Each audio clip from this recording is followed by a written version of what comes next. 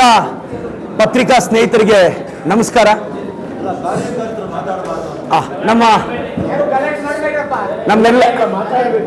ನಮ್ಮೆಲ್ಲ ಕಾರ್ಯಕರ್ತರು ಸಹಕರಿಸಬೇಕಾಗಿ ವಿನಂತಿ. ಎಲ್ಲ ಪತ್ರಕರ್ತ ಮಿತ್ರರಿಗೆ ನಮಸ್ಕಾರ. ಇವತ್ತು ನಾನು ಕಾಂಗ್ರೆಸ್ ಪಕ್ಷದ ಅಭ್ಯರ್ಥಿಯಾಗಕ್ಕೆ ಪ್ರಮುಖ ಕಾರಣ ನಮ್ಮ ವೀರಪ್ಪ ಮೊಯ್ಲಿ ಸಾಹೇಬ್ರ ಆಶೀರ್ವಾದ. ಅವರ ಆಶೀರ್ವಾದದಿಂದ, ನಮ್ಮ ಎಳವಳ್ಳಿ ರಮೇಶ್ ಅಣ್ಣ ಅವರ ಆಶೀರ್ವಾದದಿಂದ ಇವತ್ತು ನಾನು ಇಲ್ಲಿ ಅಭ್ಯರ್ಥಿಯಾಗಿ ಕೂತಿದ್ದೀನಿ. ಇವತ್ತು ಭಾಳಷ್ಟು ಅಭಿವೃದ್ಧಿ ಕಾರ್ಯಗಳನ್ನು ಇವತ್ತು ನನಗೆ ಮೊಯ್ಲಿ ಸಾಹೇಬರು ಎರಡು ರೀತಿಯಲ್ಲಿ ಅನ್ನ ಇಟ್ಟಿದ್ದಾರೆ. ಮೊದಲನೇದು, ನಾನು CET ಪಾಠ ಮಾಡ್ಕೊಂಡು ಹೊಟ್ಟೆ ತುಂಬಿಸ್ಕೊಂಡವನು. ಅಂಥ CET ಪರೀಕ್ಷೆನ ರಾಜ್ಯದಲ್ಲಿ ಪರಿಚಯಿಸಿದವರೇ ಮೊಯ್ಲಿ ಸಾಹೇಬರು. ಸೊ ನನ್ನ ತಿಂತಿರೋ ಅನ್ನದ ಮೇಲೆ ಅಲ್ಲೂ ಋಣ ಇದೆ. ನಂತರ ಇವತ್ತು ರಾಜಕೀಯಕ್ಕೆ ಜನ್ಮ ಕೊಟ್ಟಿದ್ದು ಅವರೇ ಅಂತ. ಸೊ ನನ್ನ ಅನ್ನದಲ್ಲಿ ಅವ್ರ ಋಣ ಇದೆ. ಸೊ ಮೊಯ್ಲಿ ಸಾಹೇಬರ ಅಪಾರವಾದ ರಾಜಕೀಯ ಜ್ಞಾನ, ಅವರ ಅನುಭವ, ಇವತ್ತು ಪತ್ರಿಕಾಗೋಷ್ಠಿಗೆ ಬಂದೀವಿ. ನಮ್ಮ ಸಾಹೇಬರು, ನಮ್ಮ ನಾಯಕರು, ನಮ್ಮ MP ಸಾಹೇಬರು, ನನ್ನ ಆಸೆ ಮುಂದಿನ ವರ್ಷ ವೀರಪ್ಪ ಮೊಯ್ಲಿ ಸಾಹೇಬ್ರನ್ನ ಮತ್ತೊಮ್ಮೆ ನಾನು MP ಆಗಿ ನೋಡೋದೇ ನನ್ನ ಆಸೆ ಅಂತ ಹೇಳ್ತಾ ನಮ್ಮ ಮೊಯ್ಲಿ ಸಾಹೇಬರಿಗೆ ಮಾತಾಡ್ತಾರೆ. ಎಲ್ರಿಗೂ ನಮಸ್ಕಾರ. ಕ್ಷಮಿಸಿ, ನಮ್ಮ ಬೆಂಗಳೂರು ದೇವನಹಳ್ಳಿ ಅಲ್ಲೆಲ್ಲ ವಿಪರೀತ ಮಳೆ ಇದ್ದದ್ರಿಂದ ಸ್ವಲ್ಪ ಚೆಕ್ ಆಯಿತು ಸ್ಪೀಡು. ಆದರೂ ಕೂಡ ತಾಳ್ಮೆಯನ್ನು ತಾವು ಕಾದಿದ್ದೀರಲ್ಲ, ಇದಕ್ಕೆ ವಿಶೇಷವಾಗಿ ನಾನು ಋಣಿಯಾಗಿದ್ದೇನೆ. ನಮ್ಮ ಹೆಮ್ಮೆಯ ಅಭ್ಯರ್ಥಿ ಪ್ರದೀಪ್ ಈಶ್ವರ್ ನಿಮ್ಮ ಮುಂದೆ ಇದ್ದಾರೆ.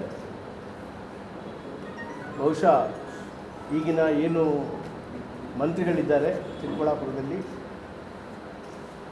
ಅಥವಾ ಅವರು ಏನು ಇವತ್ತು ಈ ಭಾಗದಲ್ಲಿ ಒಂದು ರೀತಿಯ ಭಯದ ವಾತಾವರಣ, ಆತಂಕದ ವಾತಾವರಣ ಮಾಡಿದ್ದಾರೆ, ಅದನ್ನು ತಿಳಿಯಾಗಿಸಲಿಕ್ಕೆ ಈ ಭಾಗದಲ್ಲಿ ಒಂದು ಸುಸಂಸ್ಕೃತ ರಾಜಕಾರಣವನ್ನು ಮತ್ತೆ ಪ್ರಾರಂಭ ಮಾಡಲಿಕ್ಕೆ ಕಂಕಣಬದ್ಧರಾಗಿ ಪ್ರದೀಪ್ ಈಶ್ವರ್ ಅವರು ನಿಂತಿದ್ದಾರೆ. ಅವರಿಗೆ ಶುಭಾಶಯಗಳನ್ನು ಸಮರ್ಪಣೆ ಮಾಡುವುದರ ಜೊತೆಯಲ್ಲಿ ಚುನಾವಣೆ ಮೊದಲು ಒಂದು ಜಿಲ್ಲಾ ಮಟ್ಟದಲ್ಲಿ ಯಾವಾಗಲೂ ಕೂಡ ನಾನು ಪತ್ರಿಕಾಗೋಷ್ಠಿಯನ್ನು ಮಾಡ್ತೇನೆ. ಅಂದರೆ ನಿಮ್ಮ ಜೊತೆಯಲ್ಲಿ ಸಂವಾದ ಮಾಡಲಿಕ್ಕೆ ಅಪೇಕ್ಷೆ ಪಡ್ತೇನೆ. ಮತ್ತು ರಾಜ್ಯ ಮಟ್ಟದಲ್ಲಿ 8 ತಾರೀಕಿಗೆ ನಾನು KPCC ಆಫೀಸ್ನಲ್ಲಿ ಕೂಡ ಪತ್ರಿಕಾ ಸಂವಾದ ಮಾಡ್ತಾ ಇದ್ದೇನೆ. ಯಾಕಂದರೆ ಸಾಕಷ್ಟು ಕಡೆಗಳಿಗೆ ನಾವು ಚುನಾವಣಾ ಪ್ರಚಾರಕ್ಕೆ ಹೋಗಿದ್ದೆವು. ದಕ್ಷಿಣ ಕನ್ನಡ ಜಿಲ್ಲೆ ಮತ್ತು ಬೇರೆ ಅಕ್ಕಪಕ್ಕದ ಜಿಲ್ಲೆ ಕೂಡ ಹೋಗಿದ್ದೆವು. ಇಲ್ಲಿ ಕೂಡ ನಮ್ಮ ಲೋಕಸಭಾ ಕ್ಷೇತ್ರದ ಅನೇಕ ಕ್ಷೇತ್ರಗಳಿಗೆ ನಾವು ಸಂಚಾರ ಮಾಡಿದ್ದೇವೆ. ಜನಗಳ ಅಭಿಪ್ರಾಯಗಳನ್ನು ಕೂಡ ತಿಳ್ಕೊಂಡಿದ್ದೇವೆ. ಒಟ್ಟಿನಲ್ಲಿ ಹೇಳುವುದಿದ್ದರೆ, ಇವತ್ತಿನಷ್ಟು ಈ ಬಾರಿಯಷ್ಟು ಕಾಂಗ್ರೆಸ್ ಪಕ್ಷ ಸಂಘಟನೆ ಆಗಿ ಅಭ್ಯರ್ಥಿಗಳನ್ನು ಅದು ತಯಾರು ಮಾಡುವಾಗ ಮತ್ತು ಅಭ್ಯರ್ಥಿಗಳನ್ನು ಆಯ್ಕೆ ಮಾಡುವಾಗ ಕೂಡ ಅದು ಕೈಗೊಂಡಂಥಷ್ಟು ಪರಿಶ್ರಮ, ಇವರ ಪರಿಶ್ರಮ ಅಕಾಡೆಮಿ ಹಾಗೆಯೇ ಯಾವತ್ತೂ ಮಾಡಿರಲಿಲ್ಲ. ನಮ್ಮ ಕಾಂಗ್ರೆಸ್ಸು 5 ವರ್ಷದಿಂದ ವಿಶೇಷವಾದಂಥ ತಯಾರಿಯನ್ನು ರಾಜ್ಯ ಮಟ್ಟದಲ್ಲಿ, ಜಿಲ್ಲಾ ಮಟ್ಟದಲ್ಲಿ ಮತ್ತು ಬ್ಲಾಕ್ ಮಟ್ಟದಲ್ಲಿ, ಬೂತ್ ಮಟ್ಟದಲ್ಲಿ ಮಾಡಿದೆ. ಕಾರ್ಯಕರ್ತರು ರೆಡಿಯಾಗಿದ್ದಾರೆ, ವಾರ್ ರೆಡಿ, ಗೊತ್ತಾಯ್ತಲ್ಲ. ಯುದ್ಧಕ್ಕೆ, ಸಮರಕ್ಕೆ ಸಿದ್ಧರಾಗಿ ಎಲ್ಲ ಕಡೆ ಕೂಡ ಕಾಂಗ್ರೆಸ್ ಕಾರ್ಯಕರ್ತರು ನಿಂತಿದ್ದಾರೆ. ಅನೇಕ ಭಾಳ ಯಶಸ್ವಿ ರ್ಯಾಲಿಗಳನ್ನು ಕೂಡ ನಾವು ಮೇಕೆದಾಟು, ಅಮೃತ ಮಹೋತ್ಸವ ಮತ್ತು ಅನೇಕ 4-5 ಭಾಳ ಯಶಸ್ವಿ ಪ್ರಜಾಧ್ವನಿ, ಇಂಥ ಅನೇಕ ಯಶಸ್ವಿಯಾದಂಥ, ಬಹುಶಃ ಇಷ್ಟು ಯಶಸ್ವಿ ಈ ನಮ್ಮ DK ಶಿವಕುಮಾರ್ ಅವರ ಅಧ್ಯಕ್ಷತೆಯಲ್ಲಿ ಇಷ್ಟು ಒಂದು ಯಶಸ್ವಿಯಾದಂಥ ಒಂದು ಸಂಘಟನೆ ಎಂದಿಗೂ ಆಗಿದೆ.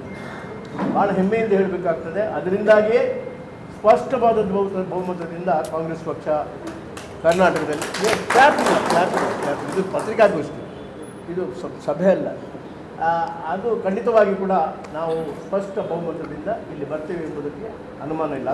ಅದಕ್ಕೆ ಸಾಕ್ಷಿ ಏನಂತ ಹೇಳಿದರೆ, ಇವತ್ತು ಅಮಿತ್ ಶಾ ಕರ್ನಾಟಕದಲ್ಲಿ ಬೇರು ಬಿಟ್ಟಿದ್ದಾರೆ. ಮತ್ತೊಂದು ಕಡೆ ನಮ್ಮ ಮೋದಿಯವರಂತೂ ಪಾಪ ನಿದ್ದೆನೇ ಇಲ್ಲ, ಅವರಿಗೆ ನಿದ್ದೆಗೆಟ್ಟಿದ್ದಾರೆ, ಭಾಳ ಸುತ್ತಾಡ್ತಾ ಇದ್ದಾರೆ, ಏನೇನೋ ಮಾತಾಡ್ತಾ ಇದ್ದಾರೆ. ಅಭಿವೃದ್ಧಿ ವಿಚಾರ ಇಲ್ಲ, ಆಡಳಿತದ ವಿಚಾರದ ಇಲ್ಲ, ಅಥವಾ ನಾನು ಏನು ಮಾಡ್ತೇನೆ ಮುಂದೆ ಅಂತೇಳಿ ಒಂದು ಭರವಸೆಯ ಮಾತು ಕೂಡ ಅಲ್ಲಿ ಕಾಣಲಿಕ್ಕೆ ಸಿಗುವುದಿಲ್ಲ. ಭಾಳ ಒಂದು ಹತಾಶರಾಗಿ ಇವತ್ತು ಸುತ್ತಾ ಇದ್ದಾರೆ, ಜನಗಳಿಗೆ ಹಿಂಸೆ ಕೊಡ್ತಾ ಇದ್ದಾರೆ. ಅದು ಬರೀ ಮಾಡಿದರೆ ಸಾಲದು, ಯಾಕೆ ವಿಚಾರಕ್ಕೆ ಬರ್ಬೋದು, ಹಿಂದೆ ಕೂಡ ಪ್ರಧಾನಿಗಳಿದ್ದರು, ಆದರೆ ಈ ಥರ ಇಷ್ಟು ದಿವಸ ಪ್ರಚಾರ ಮಾಡಿರಲಿಲ್ಲ, ಇಷ್ಟು ತೀವ್ರವಾಗಿ ಪ್ರಚಾರ ಮಾಡಿರಲಿಲ್ಲ. ಆದರೂ ನಾವು ಅಧಿಕಾರಕ್ಕೆ ಬರ್ತಾ ಇದ್ದೀವಿ ಕಾಂಗ್ರೆಸ್ ಪಕ್ಷ. ಆದರೆ ಇವರು ಎಲ್ಲ ರೀತಿಯ ತೊಂದರೆ ನೋಡಿ. ನೀಟ್ ಎಕ್ಸಾಮಿನೇಷನ್ ಆಗ್ತಾಯಿದೆ ಅಲ್ವಾ, ನಾಳೆಗೆ ನೀಟ್ ಎಕ್ಸಾಮಿನೇಷನ್ ಆಗ್ತಿದೆ. ಮಕ್ಕಳಿಗೆ ಎಷ್ಟು ತೊಂದರೆ. ಅವರ ರೋಡ್ ಶೋ ಅವರು ಪಕ್ಷಕ್ಕಾಗಿ ಮಾಡ್ತಾ ಇದ್ದಾರೆ, ಜನರಿಗಾಗಿ ಮಾಡೋದಿಲ್ಲ. ಅದರಿಂದ ಎಷ್ಟು ಪರೀಕ್ಷೆಗೆ ತೊಂದರೆ ಆಗ್ತದೆ. ಮೊದಲೇ ನಮಗೆ ಕರ್ನಾಟಕಕ್ಕೆ, ದಕ್ಷಿಣ ಭಾರತದ ಜನರಿಗೆ ನೀಟ್ ಪರೀಕ್ಷೆಯಿಂದ ಅನ್ಯಾಯ ಆಗ್ತಾ ಇದೆ. Yes sir. ಜನರು ನಾನು ಸಿ ಇ ಟಿಯನ್ನು ಇಲ್ಲಿ ಇಂಟ್ರಡ್ಯೂಸ್ ಮಾಡಿದ ಮೇಲೆ ನಿಮ್ಗೆ ಗೊತ್ತಿದೆ, ಭಾಳ ಯಶಸ್ವಿ ಆಗ್ತಾಯಿತ್ತು. ಜನಸಾಮಾನ್ಯರು, ಬಡವರ ಮಕ್ಕಳು ಕೂಡ ಇಂಜಿನಿಯರ್ಗೂ ಡಾಕ್ಟ್ರು ಕೂಡ ಬರ್ತಾಯಿದೆ. ಈಗ ಸಿ ಇ ಟಿ ಇಂಜಿನಿಯರಿಂಗ್ ಸೀಟಿಗೆ ಇದೆ, ಮೆಡಿಕಲ್ಗೆ ಇಲ್ಲ. ಆದ್ದರಿಂದ ಇವತ್ತು ನಾವು ಇಡೀ ಮೆಡಿಕಲ್ ಸ್ಟೂಡೆಂಟ್ಗಳನ್ನು ಅಥವಾ ವೈದ್ಯಕೀಯ ಕ್ಷೇತ್ರಕ್ಕೆ ಪದವೀಧರನ್ನು ಕೊಡತಕ್ಕಂಥ ಒಂದು ತವರು ಭೂಮಿ ಕರ್ನಾಟಕ ಆಗಿತ್ತು. ಇದು ಆ ಸ್ಥಾನ ಇವತ್ತು ಕಳ್ಕೊಳ್ತಾ ಇದೆ. 99% ತೆಗೆದುಕೊಂಡರೂ ಕೂಡ ಮಕ್ಕಳಿಗೆ ಅಡ್ಮಿಷನ್ಸ್ ಇಲ್ಲ, ಬರ್ತಾಯಿಲ್ಲ, ರ್ಯಾಂಕಿಂಗ್ನಲ್ಲಿ ಬರ್ತಾಯಿಲ್ಲ. ಎಲ್ಲ ಉತ್ತರ ಭಾರತದವ್ರಿಗೆ ಹೋಗ್ತಾ ಇದೆ. ಈ ವಿಷಯ ಅವರು ಹೇಳುವುದಿಲ್ಲ, ಆ ವಿಷಯವನ್ನು ಬೊಮ್ಮಾಯಿ ಅವರು ಹೇಳುವುದಿಲ್ಲ. ಕರ್ನಾಟಕ ಸರ್ಕಾರ ಕೂಡ ಇದೇ ಮೆಡಿಕಲ್ ಸೀಟು ಇಲ್ಲಿ ಕಡಿಮೆ ಆಗ್ತಾ ಇದೆ, ನಾವು ಯಾವ ಒಂದು it was A cradle of medical graduates ಅಂತ ಒಂದು ಆದರ್ಶವನ್ನು ಕೊಟ್ಟಂಥ, ಅನೇಕ ದಶಕಗಳ ತನಕ ಆದರ್ಶವನ್ನು ಕೊಟ್ಟಂಥ ಇವತ್ತು ನಮ್ಮ ಕಾಂಗ್ರೆಸ್ ಪಕ್ಷದ ಆಡಳಿತೆಯಲ್ಲಿ ಕರ್ನಾಟಕ ಉಜ್ವಲವಾದಂಥ ನಂಬರ್ 1 ಸ್ಥಾನವನ್ನು ಮೆಡಿಕಲ್ ಸ್ಟೂಡೆಂಟ್ಸ್ ಬಗ್ಗೆ ಅಥವಾ ಮೆಡಿಕಲ್ ಕಾಲೇಜ್ ಬಗ್ಗೆ ಪಡೆದಿದೆ. ಆ ಸ್ಥಾನ ನಾವು ಕಡೆಯ ಪರಿಸ್ಥಿತಿಗೆ ಬರ್ತಾ ಇದೆ. ಅದಕ್ಕೆ ಅಂಥ ಮೆಡಿಕಲ್ ಹೆಲ್ತ್ ಮಿನಿಸ್ಟರ್ ಇಲ್ಲಿ ಇದ್ದಾರೆ, ಅವರಿಗೆ ಅದರ ಬಗ್ಗೆ ಕಾಳಜಿ ಇಲ್ಲ. ಕರ್ನಾಟಕದಲ್ಲಿ ಇವತ್ತು ನಾವು ಬರೀ ಕನಿಷ್ಠ ಮಟ್ಟಕ್ಕೆ ಹೋಗ್ತಾ ಇದ್ದೆ ಅಂತೇಳಿ ಯಾವ ಕಾಳಜಿ ಕೂಡ ಇಲ್ಲ. ಅವರಿಗೆ ಅವರ ವೈಭವ ಮಾತ್ರ ಇವತ್ತು ಆಗಬೇಕು. ಆದ್ದರಿಂದ ಇವತ್ತು ಕರಪ್ಷನ್ ಬಂದು 40% ಕರಪ್ಷನ್ ಸರ್ಕಾರ ಅಂತೇಳಿ ಈಗಾಗಲೇ ಹೆಸರು ಪಡೆದಿದ್ದಾರೆ. ಆ ಬ್ರ್ಯಾಂಡ್ ಯಾರಿಗೂ ತೆಗೀಲಿಕ್ಕಾಗೋದಿಲ್ಲ. ಆ ಬ್ರ್ಯಾಂಡನ್ನು ಇಲ್ಲಿ ಸ್ಥಳೀಯ ಮಂತ್ರಿಗಳು ಮತ್ತು ನಮ್ಮ ಕರ್ನಾಟಕದ ಸರ್ಕಾರ ಈಗಾಗಲೇ ಪಡೆದಿದೆ. ಅದು ಮಿನಿಸ್ಟರ್ಸ್ ಮಾತ್ರ ಅಲ್ಲ, ಮುಖ್ಯಮಂತ್ರಿಗಳು ಮಾತ್ರ ಅಲ್ಲ, ಶಾಸಕರು ಕೂಡ ಇವತ್ತು ಎಷ್ಟರ ಮಟ್ಟಿಗೆ ಹೋಗಿದ್ದಾರೆ ಅಂದರೆ 2 of the MLAs have been convicted by the court.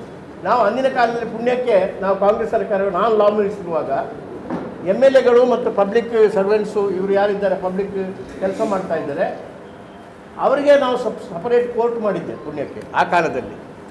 ಆದ್ದರಿಂದಲೇ ಇವತ್ತು ಆ ಕೇಸಸ್ಗಳೆಲ್ಲ ಯಾರು MLAಸು ಮಿನಿಸ್ಟರ್ಸು ಇವರೆಲ್ಲ ಕರಪ್ಟ್ ಮಾಡಿದರೆ ಅಲ್ಲಿ ಆ ಕೇಸ್ಗಳೆಲ್ಲ ಅಲ್ಲಿ ಬರ್ತದೆ, ಪೀಪಲ್ಸ್ ಕೋರ್ಟ್ ಅಲ್ಲಿಗೆ ಬರ್ತಾ ಇದೆ. ಅದರಲ್ಲಿ 2 MLAಗಳು ಈಗಾಗಲೇ ಕನ್ವಿಕ್ಟ್ ಆಗಿದ್ದಾರೆ. ಬಹುಶಃ ಯಡಿಯೂರಪ್ಪನವರು ಕೂಡ ಪ್ರಥಮ ಕನ್ವಿಕ್ಟ್ ಆಗ್ತಾ ಇದ್ರು. ಆದರೆ ಅದನ್ನು ಹೈಕೋರ್ಟಿಗೆ, ಸುಪ್ರೀಂ ಕೋರ್ಟ್ ಎಲ್ಲ ಆಡಿಸಿ ಇವತ್ತು ಯಾಕೆಂತ ಹೇಳಿದರೆ ಅವ್ರದ್ದು ಕರಪ್ಷನ್ ಎಷ್ಟು ಅಂತ ಹೇಳಿದರೆ, ಎಷ್ಟು ಮುಂದೆ ಹೋಗಿದೆ ಅಂತ ಹೇಳಿದರೆ ಚೆಕ್ ನಂಬರ್ಗೆ ಕರಪ್ಷನ್. ಅದು ಕೂಡ ಜಸ್ಟಿಸ್ ಸಂತೋಷ್ ಹೆಗ್ಡೆ ಅವರು ಲೋಕಾಯುಕ್ತರು ಇರುವಾಗ ಕರ್ನಾಟಕದಲ್ಲಿ ಅವರ ವಿಷಯದಲ್ಲಿ ಅವರು ಇವಾಗ sent to jail, first chief minister in Karnataka to go to jail. ಆ ಕ್ರೆಡಿಟ್ BS ಯಡಿಯೂರಪ್ಪರು. ಯಾಕಂದರೆ BJPಗೆ ಯಾವಾಗಲೂ ಕೂಡ ಫಸ್ಟ್ ಬರಲಿಕ್ಕೆ ಆತುರ ಅವರಿಗೆ, first chief minister to go to jail. ಬಹುಶಃ ಇಲ್ಲಿ ಸ್ಟೇ ತೆಗೊಳ್ಳೋದಿದ್ದರೆ ಇವತ್ತು ಅವರು ಜೈಲಿನಲ್ಲಿರೋದು. ಆ ಪರಿಸ್ಥಿತಿ ಅದು ಕರಪ್ಷನ್ ಇಶ್ಯೂ ಮೇಲೆ, ಬಾಕಿ ವಿಷಯದ ಮೇಲಲ್ಲ. ಆದ್ದರಿಂದ ಇವತ್ತು ಮೊನ್ನೆ ತಾನೇ ವಿರೂಪಾಕ್ಷ BJP MLA ಅವರ ಸನ್ ವಾಸ್ ಕಾಟ್ ವಿತ್ 8 crores ಮತ್ತು ಅನೇಕ ದಾಖಲೆಗಳು ಸಿಕ್ಕಿದೆ. ಇದು ನಿದರ್ಶನಕ್ಕೆ, ಯಾಕಂದರೆ ಅವರು ಪ್ರೂಫ್ ಕೇಳ್ತಾ ಇದ್ದಾರಲ್ಲ, ಇದಕ್ಕಿಂತ ಪ್ರೂಫ್ ಏನಿದೆ ಕರಪ್ಷನ್ಗೆ? 40% ಕರಪ್ಷನ್ಗೆ ಬೇರೆ ಪ್ರೂಫ್ ಸಿಗಲಿಕ್ಕೆ ಸಾಧ್ಯನೇ ಇಲ್ಲ. ಅಲ್ಲಿ ಒಬ್ಬ ADGP ಅಂತ ಅಧಿಕಾರಿ, ಅತ್ಯುನ್ನತ ಒಂದು 2 ಬಹುಶಃ ನೆಕ್ಸ್ಟ್ ಬಿಟ್ಟಿದ್ರೆ ಅವರೇ DGP ಆಗ್ತಾ ಇರೋರು, ಅಂಥವ್ರು ಜೈಲಿನಲ್ಲಿದ್ದಾರೆ ಅನೇಕ ತಿಂಗಳುಗಳಿಂದ. ಇದಕ್ಕಿಂತ ದೊಡ್ಡ ಕರಪ್ಷನ್ ಬೇಕಾ? ಸಂತೋಷ್ ಅಂತೇಳಿ ಒಬ್ಬ BJPಯ ಕಾಂಟ್ರಾಕ್ಟರ್ 40%. ಇದರಲ್ಲಿ ರೂರಲ್ ಡೆವಲಪ್ಮೆಂಟ್ ಮಿನಿಸ್ಟ್ರಿಯಲ್ಲಿ ಯಾರು ಮಾತಾಡಬೇಡಿ ಬರಲಿ, ಅಲ್ಲಿ ಕೂತ್ಕೊಳ್ಳಿ, ಎಲ್ಲೆಲ್ಲಿದ್ದಾರೆ ಅಲ್ಲೆಲ್ಲೇ ಇರಲಿ, ಬನ್ನಿ ಎಲ್ಲಿ ಅವರು ಡಿಸ್ಟರ್ಬ್ ಮಾಡಬೇಡಿ, ಮಧ್ಯದಲ್ಲಿ ಬಿಡಿ, ನನಗೆ ರೆಸ್ಪಾನ್ಸಿಬಿಲಿಟಿ ಮಾಡಲಿಕ್ಕೆ. ಅವರು ಸಂತೋಷ್ ಅಂತೇಳಿ BJPಗೆ ಸೇರಿದಂಥ ಒಬ್ಬ ಕಾಂಟ್ರಾಕ್ಟರ್ 40% ಕೇಳಿದ್ದಾರೆ. ಅದು ನಂಬರ್ ಒತ್ತಿಸಿದ್ದಾರೆ ಆ ಕೇಸಿನಲ್ಲಿ. ಒಂದು ಕಾಲದಲ್ಲಿ ಉಪ ಮುಖ್ಯಮಂತ್ರಿ ಆಗಿದ್ದಂಥ ಆಗಿನ ಮಂತ್ರಿ, ಗ್ರಾಮೀಣಾಭಿವೃದ್ಧಿ ಮಂತ್ರಿ ಆಗಿದ್ದಂಥ ಈಶ್ವರಪ್ಪ. ಇದಕ್ಕಿಂತ ದೊಡ್ಡ ಪ್ರೂಫ್ ಬೇಕಾ ನಿಮಗೆ? ಅನೇಕ ಪ್ರೂಫ್ಗಳಿವೆ ಇವತ್ತು. ಅದೇ ಪ್ರಕಾರ ಸೆಂಟ್ರಲ್ ರವಿ ಅಂತೇಳಿ ಭಾಳ ಪ್ರಸಿದ್ಧಿ ಅವ, ಸೆಕ್ಸ್ ಸ್ಕ್ಯಾಂಡಲ್ ಮತ್ತು ಕರಪ್ಷನ್ ಸ್ಕ್ಯಾಂಡಲ್ನಲ್ಲಿ ದಲಾಳಿ ವ್ಯಾಪಾರ ಮಾಡ್ತಾ ಇದ್ದವ. ಅವನು ನೋಡಿ, ಅವನ ಮೇಲೂ ಕೇಸ್ ಆಗಿದೆ, ಅನೇಕ ಕೇಸ್ಗಳಿದೆ. ಆದ್ದರಿಂದ ಇದು ಸಬ್ ಇನ್ಸ್ಪೆಕ್ಟರ್ ರಿಕ್ರೂಟ್ಮೆಂಟಲ್ಲಿ ನಾನು ಮುಖ್ಯಮಂತ್ರಿ ಇರುವಾಗ, ಕರ್ನಾಟಕ ಸರ್ಕಾರ ಇರುವಾಗ ಲಕ್ಷಾಂತರ, ನಾನು ಇರುವಾಗ 8 ಲಕ್ಷ ನನ್ನ ಒಂದು ಸಿಸ್ಟಮ್ನಿಂದಾಗಿ 8 ಲಕ್ಷ ಟೀಚರ್ಗಳ ಅಪಾಯಿಂಟ್ಮೆಂಟ್ ಮಾಡಿದ್ದೆ. ಅದೇ ಪ್ರಕಾರ PSI ರಿಕ್ರೂಟ್ಮೆಂಟ್ ಮಾಡಿದೆವು, ಟೀಚರ್ಸ್ ರಿಕ್ರೂಟ್ಮೆಂಟ್ ಮಾಡಿದೆವು, ಬೇರೆ ಬೇರೆ ಉದ್ಯೋಗ ರಿಕ್ರೂಟ್ ಮಾಡಿದ್ವಿ. ಈಗ ಯಾವ ರಿಕ್ರೂಟ್ಮೆಂಟ್ ಇಳಿದ್ರೂ ಕೂಡ ಈ ಇಲಾಖೆಯಲ್ಲಿ ಕರಪ್ಷನ್, ಮಂತ್ರಿಗಳ ಕರಪ್ಷನ್. ಒಬ್ಬ MLA ಒಪ್ಪಿದ್ದಾನೆ, ನಾನು ಬೆಂಗಳೂರಿಗೆ ಬಂದ ಮೇಲೆ ಒಬ್ಬ MLA ಐ ಥಿಂಕ್ ದಡಸೂರು ಅಂತ BJP MLA ಅವ್ರು ಹೇಳ್ತಾರೆ, ನಾನು ಬೆಂಗಳೂರಿಗೆ ಬಂದ ಕೂಡಲೇ ನಾನು ತೆಗೆದುಕೊಂಡ ಹಣವನ್ನು ಹಿಂದೆ ಕೊಡ್ತೇನೆ ಅಂತೇಳಿ ಸಬ್ ಇನ್ಸ್ಪೆಕ್ಟರ್ ಇಶ್ಯೂನಲ್ಲಿ. ಇದಕ್ಕಿಂತ ದೊಡ್ಡ ಸಾಕ್ಷಿ ಯಾವ್ದು ಬೇಕಾಗಿದೆ? ಅದೇ ಪ್ರಕಾರ ಇವತ್ತು ಕಾಂಟ್ರಾಕ್ಟರ್ ಅಸೋಸಿಯೇಷನ್ ಅವರು, ಕೆಂಪಣ್ಣ ಅದರ ಅಧ್ಯಕ್ಷರು, ಅದು ರಿಜಿಸ್ಟರ್ಡ್ ಆರ್ಗನೈಸೇಷನ್, ಸಾಮಾನ್ಯ ಆರ್ಗನೈಸೇಷನ್ ಅಲ್ಲ, ಮಾಡಿದ್ದಾರೆ. ಅದಕ್ಕೆ ಪ್ರೈಮ್ ಮಿನಿಸ್ಟರ್ಗೆ ಕಾಗದ ಬರೆದ್ರೆ ಅದಕ್ಕೆ ಉತ್ತರನೇ ಇಲ್ಲ, ಪ್ರೈಮ್ ಮಿನಿಸ್ಟರ್ ಯಾರ್ದು ಉತ್ತರ ಇಲ್ಲ. ಆದರೆ ಏನಂತ ಅರ್ಥ ಅಂತ ಹೇಳಿದರೆ ಅದು ಸತ್ಯ ಅಂತೇಳಿ ಲೆಕ್ಕ. ಆಮೇಲೆ 40% ಕಮಿಷನಲ್ಲಿ ನಾವು ಲೆಕ್ಕ ಹಾಕಿದ ಪ್ರಕಾರ ಈ ಸುಮಾರು 3 ವರ್ಷದಿಂದ 1,50,000 ಕೋಟಿ ರೂಪಾಯಿ 40% ಕಮಿಷನಿಂದ ಹೋಗಿದೆ, ಕರಪ್ಷನ್ ಆಗಿದೆ. ಕ್ವಾಂಟಮ್ ಇದು ಬೇಕಾದವರು ಟೆಸ್ಟ್ ಮಾಡ್ಬೋದು. ನಾವು ನಮ್ಮ ಸರ್ಕಾರ ಬರ್ತದೆ, ಅದಕ್ಕೆ ನಾವು ಖಂಡಿತವಾಗಿ ಕೂಡ ಆಯೋಗ ಮಾಡ್ತೇವೆ, ಇನ್ಕ್ವೈರಿ ಮಾಡ್ತೇವೆ. It may go plus 1 crore 1,50,000 ಕ್ರೋರ್ಗಿಂತ ಜಾಸ್ತಿ ಹೋಗ್ತದೆ. ಅದೇ ಪ್ರಕಾರ ಎಲ್ಲಿವರೆಗೆ ಕರಪ್ಷನ್ ಅಂತ ಹೇಳಿದರೆ, ವೈಸ್ ಚಾನ್ಸಲರ್ ಅಪಾಯಿಂಟ್ಮೆಂಟ್ ಮಾಡಿಗೂ ಕರಪ್ಷನ್. ಒಬ್ಬ ಆಸ್ಪಿರೆಂಟ್ ಬ್ಯಾಂಗ್ಳೂರಿನಲ್ಲಿ ಅವರು ಹಣ ಕೊಟ್ಟ ಮೇಲೆ ವೈಸ್ ಚಾನ್ಸಲರ್ ಆಗಲಿಲ್ಲ, ಅದಕ್ಕೆ that aspirants of the vice chancellor committed suicide. ಇದಕ್ಕಿಂತ ದೊಡ್ಡ ಸಾಕ್ಷಿ ಬೇಕಾ? ಭಾಳ ಇದೆ ಕೊಡಲಿಕ್ಕೆ, ಆದರೆ ಅವರು ಮಾಡಿದರು. ಇನ್ನು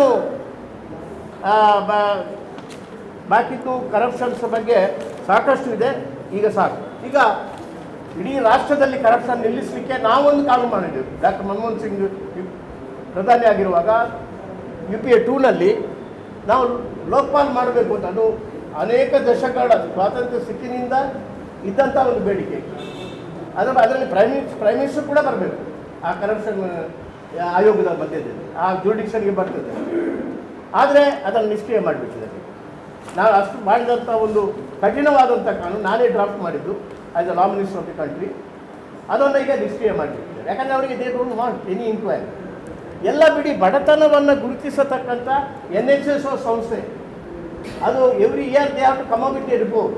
ಎಷ್ಟು ಜನ ಬಡವರಿದ್ದಾರೆ, ಯಾರು ಬಡವರಿದ್ದಾರೆ, ಪರ್ಚೇಸಿಂಗ್ ಪವರ್ ಎಷ್ಟು ಕಡಿಮೆ ಆಗಿದ್ದಾರೆ, ಮತ್ತು ಕನ್ಸಂಪ್ಷನ್ ಪವರ್ ಎಷ್ಟು ಕಡಿಮೆ ಆಗಿದೆ ಅಂತೇಳಿ ಒಂದು ಪ್ರತಿ ವರ್ಷ ಕಾಂಗ್ರೆಸ್ ಸರ್ಕಾರ ಇರುವಾಗ ಇಡೀ ನಮ್ಮ ಭಾರತದ ಇತಿಹಾಸದಲ್ಲಿ ನಾವು ತಂದಿದ್ದೇವೆ. ಆದರೆ 2000 ಇವರು ಅಧಿಕಾರಕ್ಕೆ ಬಂದ ಮೇಲೆ 2015 ಮೇಲೆ ಆ NHS ಅನ್ನು ನಿಷ್ಕ್ರಮ ಮಾಡಿದೆ.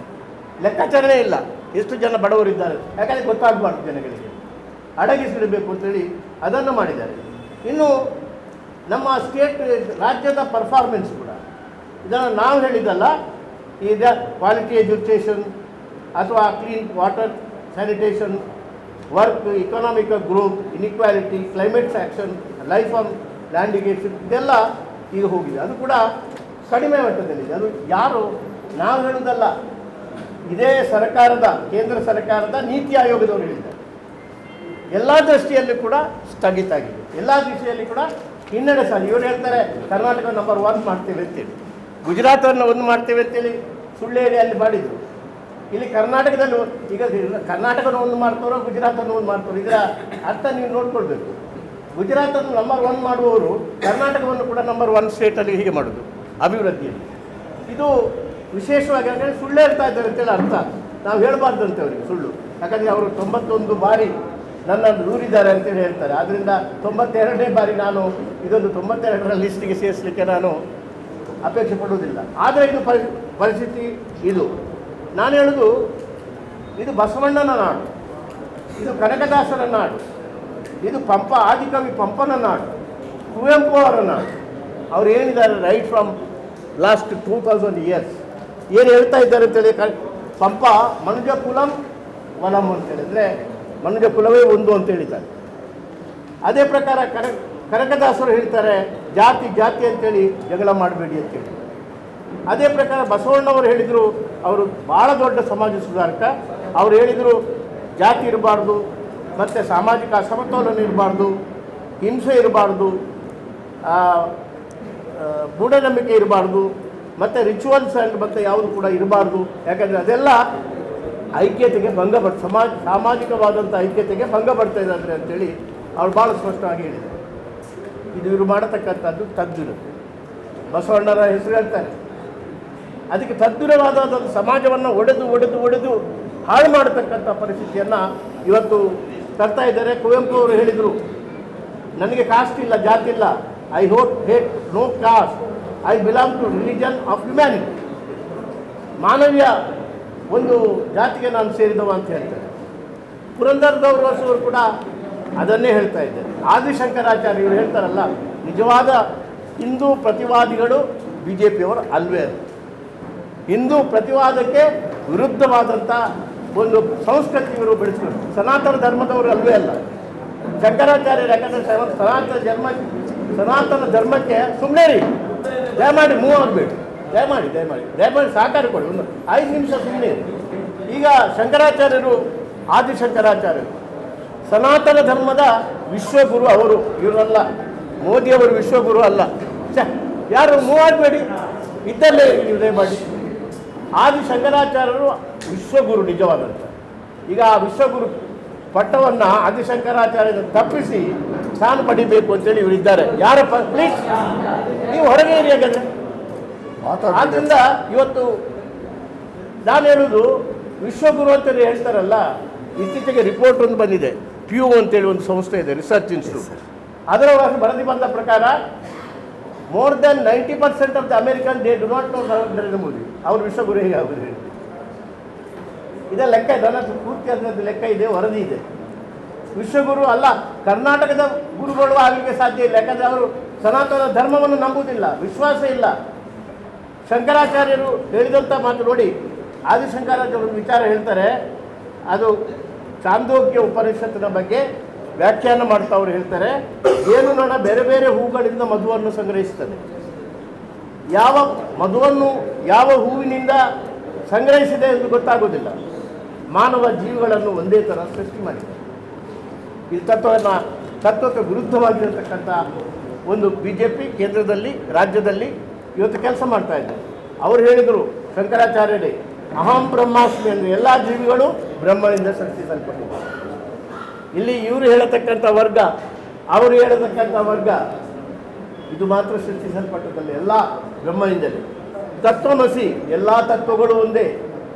ಹಿಂದೂ ತತ್ವ ಒಂದೇ, ಅಥವಾ ಸನಾತನ ಧರ್ಮದ ತತ್ವ ಒಂದೇ, ಇಸ್ಲಾಂ ಧರ್ಮದ ತತ್ವ ಒಂದೇ, ಕ್ರಿಶ್ಚಿಯನ್ ಧರ್ಮದ ತತ್ವ ಒಂದೇ, ಎಲ್ಲವೂ ಒಂದೇ. ಈ ಭಾವನೆಯನ್ನು ಯಾರು ಹೇಳಿದರು? ಆದಿಗುರು ಶಂಕರಾಚಾರ್ಯರು ಹೇಳಿದರು. ಆ ಹೆಜ್ಜೆಯಲ್ಲಾದರೂ ಇವರು ನೋಡಿ, ಗಾಂಧಿ ಮಾರ್ಗದಲ್ಲಿ ಹೋಗೋದು ಬೇಡ. ಇವರು ಈ ಹೆಜ್ಜೆಯಲ್ಲಿ, ಅವರು ನಂಬಿದಂಥ ಸನಾತನ ಧರ್ಮದ ಹೆಜ್ಜೆಯಲ್ಲಿ, ದಾರಿಯಲ್ಲೇ ಇವರು ಹೆಜ್ಜೆ ಹಾಕ್ಕೊಂಡು ಹೋಗಲಿ. ಪ್ರಜ್ಞಾಪೂರ್ಣ ಅಂತದೆ ಹೇಳ್ತಾರೆ ಅವರು. ನಿಮ್ಮಲ್ಲಿರುವ ಪ್ರಜ್ಞೆಗಳನ್ನು ಉದ್ದೀಪನಗೊಳಿಸುವುದು ಒಂದು ಕಲೆ. ಪೂರ್ಣಮಿದಂ, ವ್ಯಕ್ತಿ ಒಂದೇ ಚೈತನ್ಯ, ಅದು ಸಾರ್ವತ್ರಿಕ. ಇನ್ನೇನು ಬೇಕು ನಿಮಗೆ? ಇಂಥ ಧರ್ಮ ವಿರೋಧ. ಅದಕ್ಕೆ ವಾಜಪೇಯಿ ಅವರು ಒಮ್ಮೆ ಹೇಳಿದರು, ಇವರು ನರೇಂದ್ರ ಮೋದಿಯವರು ಮುಖ್ಯಮಂತ್ರಿ ಇರುವಾಗ ಗುಜರಾತ್ನಲ್ಲಿ ವಾಜಪೇಯಿ ಅವರು ಪ್ರಧಾನಿಯಾಗಿ ಹೇಳಿದರು, ನೀನು ರಾಜಧರ್ಮದ ಪ್ರಕಾರ ನಡಿ ಅಂತೇಳಿ ಒಂದು ವಾರ್ನಿಂಗೇ ಕೊಟ್ಟಿದ್ದಾರೆ. ಯಾರು? ನರೇಂದ್ರ ಮೋದಿಗೆ. ಅವರು ಆ ದಾರಿಯಲ್ಲಿ ಹೋಗ್ತಾ ಇಲ್ಲ, ಮಹಾತ್ಮ ಗಾಂಧಿಯ ದಾರಿಯಲ್ಲಿ ಹೋಗ್ತಾ ಇಲ್ಲ, ಶಂಕರಾಚಾರ್ಯರ ದಾರಿಯಲ್ಲಿ ಹೋಗ್ತಾ ಇಲ್ಲ, ಅಥವಾ ವಾಜಪೇಯಿಯವರು ಹಾಕಿದಂಥ ರಾಜಧರ್ಮದಲ್ಲೇ ಹೋಗ್ತಾ ಇಲ್ಲ ಎಂಬ ಸರ್ಟಿಫಿಕೇಟನ್ನು ಅವರು ಕೊಟ್ಟಿದ್ದಾರೆ. ಇನ್ನು ಯಾವ ಪುರುಷಾರ್ಥ ಇದೆ? ಇನ್ನೂ ಯಾವ ಪುರುಷ? ಆದ್ದರಿಂದ ಇವತ್ತು ಅವರು ಎಷ್ಟುವರೆಗೆ ಇಳಿದಿದ್ದಾರೆ ಅಂತೇಳಿದರೆ spirit of science won the struggle with fossilised religious outlook. ಅಂದರೆ ವಿಜ್ಞಾನ ಬೇಕು. ಈಗ ಪಠ್ಯಪುಸ್ತಕದಿಂದ ಡಾರ್ವಿನ್ ವಿಜ್ಞಾನವಾದವನ್ನೇ ಕಿತ್ತಾಕಿದೆ. ಆಲೋಚನೆ ಮಾಡಿ. ಆ ಜ್ಞಾನ ಬೇಡ. ನಿಮ್ಮ ಮಕ್ಕಳೆಲ್ಲ ಇನ್ನೂ ಹಳ್ಳಿಯಲ್ಲಿ ಧರ್ಮಶ್ರದ್ಧೆ, ಈ ಎಲ್ಲ ಕೆಲವು ಮೂಢನಂಬಿಕೆಗಳ ಸುಡಿಯಲ್ಲಿ ಸಿಕ್ಕಿ ಅವ್ರು ಬಾಳಬೇಕು. ಮುಂದಿನ ಜನಾಂಗ ಇವರ ಕೈಗೆ ಪುನಃ ಅಧಿಕಾರ ಬಂದರೆ, ರಾಜ್ಯದಲ್ಲಾಗಲಿ ರಾಷ್ಟ್ರದಲ್ಲಾಗಲಿ, ಪುನಃ ಆ ಅಜ್ಞಾನದ ಕೂಪಕ್ಕೆ ನಿಮ್ಮನ್ನು ದಬ್ಬಿಬಿಟ್ಟು ಇಂಥ ಪಕ್ಷಕ್ಕೆ ನಾವು ಓದ್ಕೊಳ್ಳಿಕ್ಕೆ ತಯಾರಿದ್ದೇವ. ಆದ್ದರಿಂದ ಇವತ್ತು ಎಲ್ಲ ರೀತಿಯಲ್ಲಿ ಕೂಡ ಇದು ಸರ್ಕಾರ ರಾಜ್ಯದಿಂದ ಕಿತ್ತಾಕೋಣ, 24ರಲ್ಲಿ ರಾಷ್ಟ್ರದಿಂದ ಕಿತ್ತಾಕೋಣ. ಈ ಪಕ್ಷ unfit to be in this land. ನಮ್ಮ ಸನಾತನ ಧರ್ಮವನ್ನು ಸಾರತಕ್ಕಂಥ ಈ ಭೂಮಿಯಲ್ಲಿ, ಪವಿತ್ರ ಭೂಮಿಯಲ್ಲಿ ಇರಲಿಕ್ಕೆ BJP ಅರ್ಹತೆ ಇಲ್ಲ. ಅವ್ರು ಜಗಳ ತಂದುಬಿಡೋದು, ಕ್ಷೋಭೆ ತಂದುಬಿಡೋದು, ಜಾತಿ ಮತದ ಧರ್ಮ ಸಾಮರಸ್ಯವನ್ನು ಕೆಡುವುದು, ಈ ಕೆಲಸ ಎಲ್ಲ ಕೂಡ ಅಶಾಂತಿ. ಇವತ್ತು ಶಾಲೆಯಲ್ಲಿ ಮಕ್ಕಳಿಲ್ಲ. ಇಲ್ಲಿ ಕರ್ನಾಟಕದ ಕಥೆನೇ ಹೇಳೋದು ನಾವು.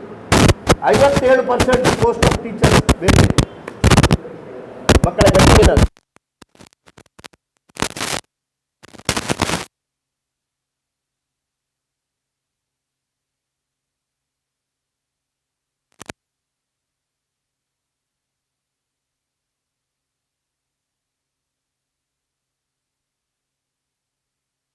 ಮಹಿಳೆಯರ ಮೇಲೆ ದೌರ್ಜನ್ಯ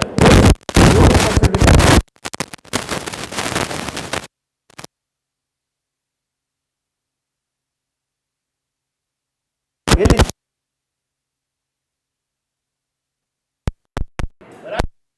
ಇದೇ ಅಂಕಿ ಸಂಖ್ಯೆ ಇದೆ.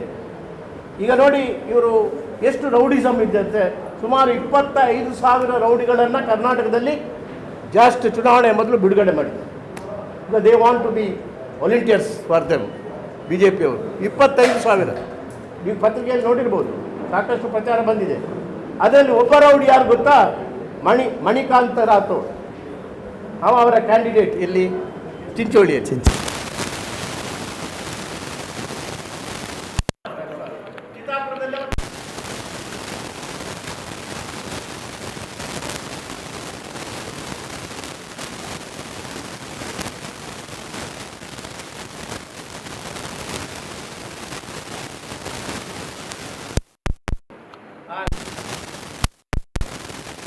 ಬಿಜೆಪಿ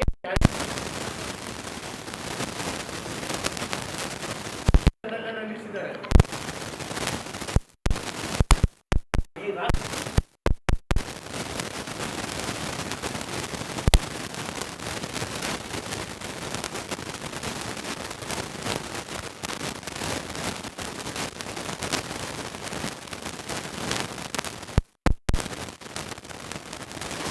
ಅದರ ರಾಜಧಾನಿ ಆಗಿದೆ. ಅದೇ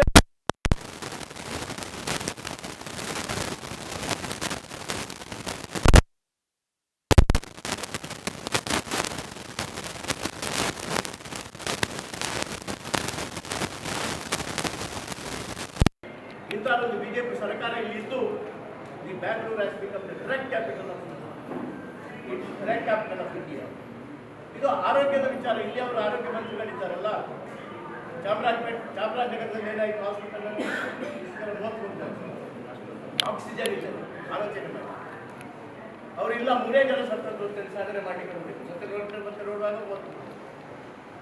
ಅವರು continue as A health minister. ನಮ್ಮ ಸರ್ಕಾರದಲ್ಲಾದರೆ ಕೂಡ ರಿಮೂವ್ ಮಾಡ್ತಾ ಇದ್ದೀವಿ. ಆ ಕೆಲಸ ಮಾಡಲಿಲ್ಲ. ಮತ್ತು ನಮ್ಮಲ್ಲಿ ಹೈಯರ್ ಪರ್ ಕ್ಯಾಪಿಟಲ್ ಇದ್ದರೂ ಕೂಡ ಮಾರ್ಟಾಲಿಟಿ ಸಾಯುವ ಜನ 3 ಪಟ್ಟು ಜಾಸ್ತಿ ಕರ್ನಾಟಕ. ಇವತ್ತು per capital income is higher, ಸಾಯುವ ಜನ ಜಾಸ್ತಿ ಆಗಿದೆ. 46% of the children Born they dye within a year.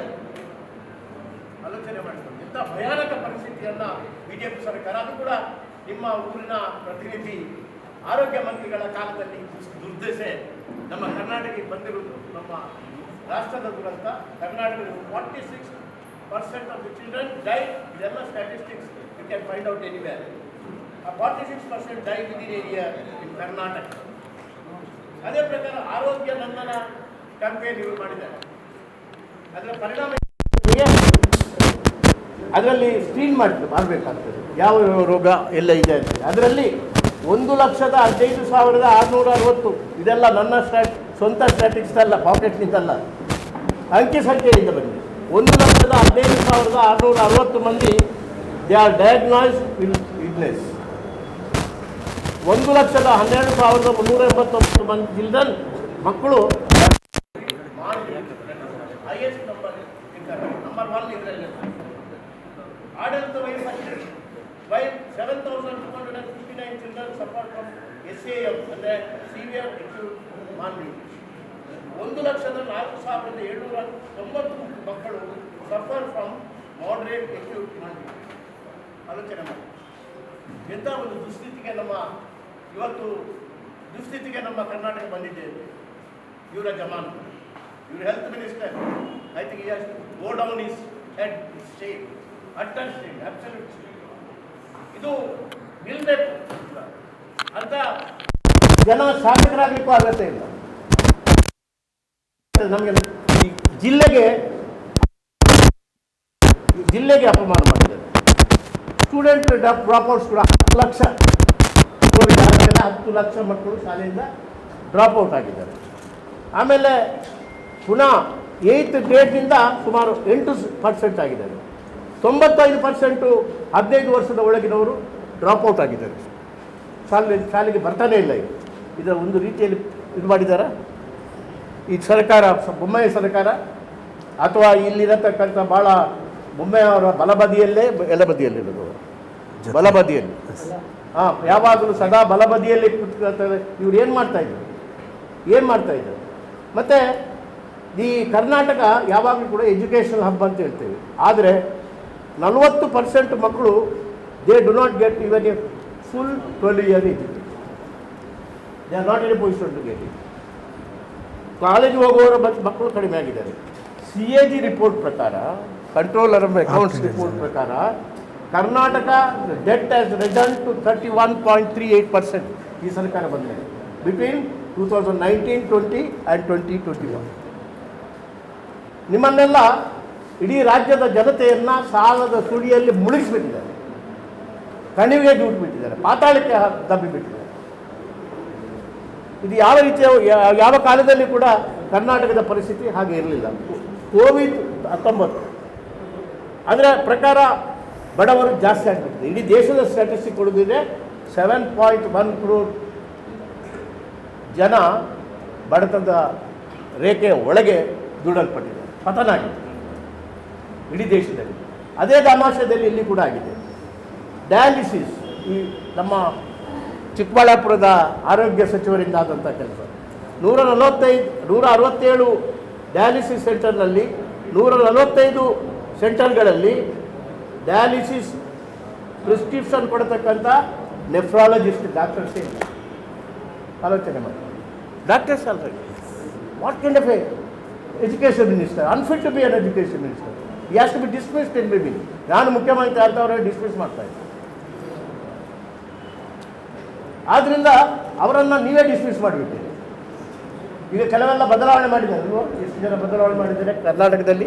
MLAಗಳನ್ನು ಭಾಳ ಜನ ಮಾಡಿದ್ದಾರೆ. ಇವರನ್ನು ಬಿಟ್ಟಿದ್ದಾರೆ, ಯಾಕಂದರೆ ನೀವು ಅವರನ್ನು ಡಿಸ್ಮಿಸ್ ಮಾಡಬೇಕು. ಚಿಕ್ಕಬಳ್ಳಾಪುರದ ಜನತೆ ಇನ್ನು ಮುಂದೆ ಇಂಥವರು ರಾಜಕೀಯಕ್ಕೆ ಬರಬಾರ್ದು ಅಂತೇಳಿ ಕಿತ್ತಾಕತಕ್ಕಂಥ ಅಧಿಕಾರ ನಿಮ್ಗೆ ಕೊಟ್ಟಿದ್ದಾರೆ ಈ ಚಿಕ್ಕಬಳ್ಳಾಪುರ ಕ್ಷೇತ್ರದ ಜನರಿಗೆ. ಮತ್ತು ಪ್ರದೀಪ್ ಈಶ್ವರ್ ಅಂತ ಒಬ್ಬ ಪ್ರಗತಿಗಾರ, ಅತ್ಯಂತ ಚುರುಕು ಆದಂಥ ಒಬ್ಬ ಅಭ್ಯರ್ಥಿಯನ್ನು ಕಳಿಸಬೇಕು ಅಂತೇಳಿ ನಿಮಗೆ ಬಿಟ್ಟಿದ್ದಾರೆ. ಯಾರು? BJP ಅವರು ಲೆಕ್ಕಾಚಾರ ಹಾಕಿದ್ದಾರೆ. ಇಲ್ಲಿ ಅವರಿಗೆ ಟಿಕೆಟ್ ಕೊಡೋದಿದ್ದರೆ ಅವರು ಹೀರೋ ಆಗ್ತಾರೆ. ಆದ್ದರಿಂದ ಎಷ್ಟು ಗೋ ಆ್ಯಸ್ ಎ ವಿಲನ್. ನಮ್ಮ ಪ್ರದೀಪ್ ಈಶ್ವರ್ ಅವರು ಗೆದ್ದು ಅಂತೇಳಿ ಆ ಅವಕಾಶ ನಿಮಗೆ ಕೊಟ್ಟಿದ್ದಾರೆ. ನೀವು ಅದನ್ನು ಉಪಯೋಗ ಮಾಡಿಕೊಳ್ಬೇಕು. ಆದ್ದರಿಂದ ದೊಡ್ಡ ನೆರೆ ಬಂತು. ಬಹುಶಃ 100 ವರ್ಷದಲ್ಲಿ ಬರದೇ ಇರತಕ್ಕಂಥ ನೆರೆ ಕರ್ನಾಟಕದಲ್ಲಿ ಬಂತು.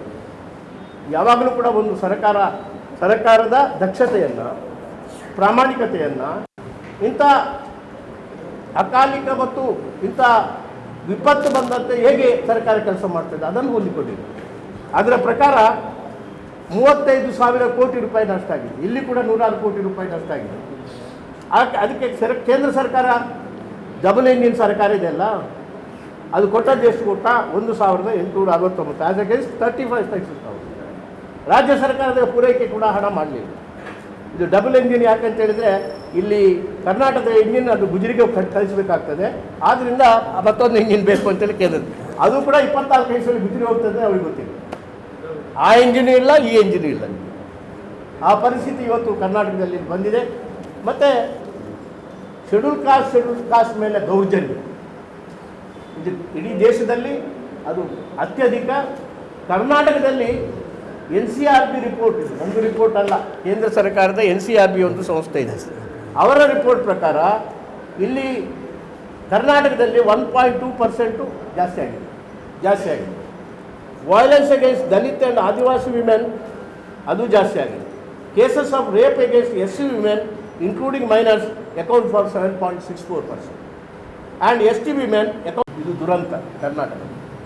ಯಾವಾಗಲೂ ಕೂಡ ಕಾನೂನು ನಿರ್ವಹಣೆಯಲ್ಲಿ, ಯಾಕಂದರೆ ಇವರಿಗೆ ಗೊಂದಲ ಆಗಬೇಕು, ಕಾನೂನುಗಳನ್ನು ವಯಲೇಷನ್ ಆಗಬೇಕು, ಆಗ ಮಾತ್ರ ಇವರ ಈ ಕದಡಿದ ನೀರಿನಲ್ಲಿ ಮೀನು ಹಿಡಿಯುವಂಥ ಈ BJP ಸರ್ಕಾರ ದೇಶದ ಮಟ್ಟಿಗೆ ಮತ್ತು ನಮ್ಮ ರಾಜ್ಯದ ಮಟ್ಟಿಗೆ ಕೂಡ ಸುಮಾರು 2 ವರ್ಷದಿಂದ ಕರ್ನಾಟಕದಲ್ಲಿ ಹೇಳುವುದು ನಾನು 754 ಫ್ಯಾಕ್ಟ್ರಿಗಳು ಮುಚ್ಚಿದೆ, 46,000 ಜನರು ಕೆಲಸವನ್ನು ಕಳ್ಕೊಂಡಿದ್ದಾರೆ.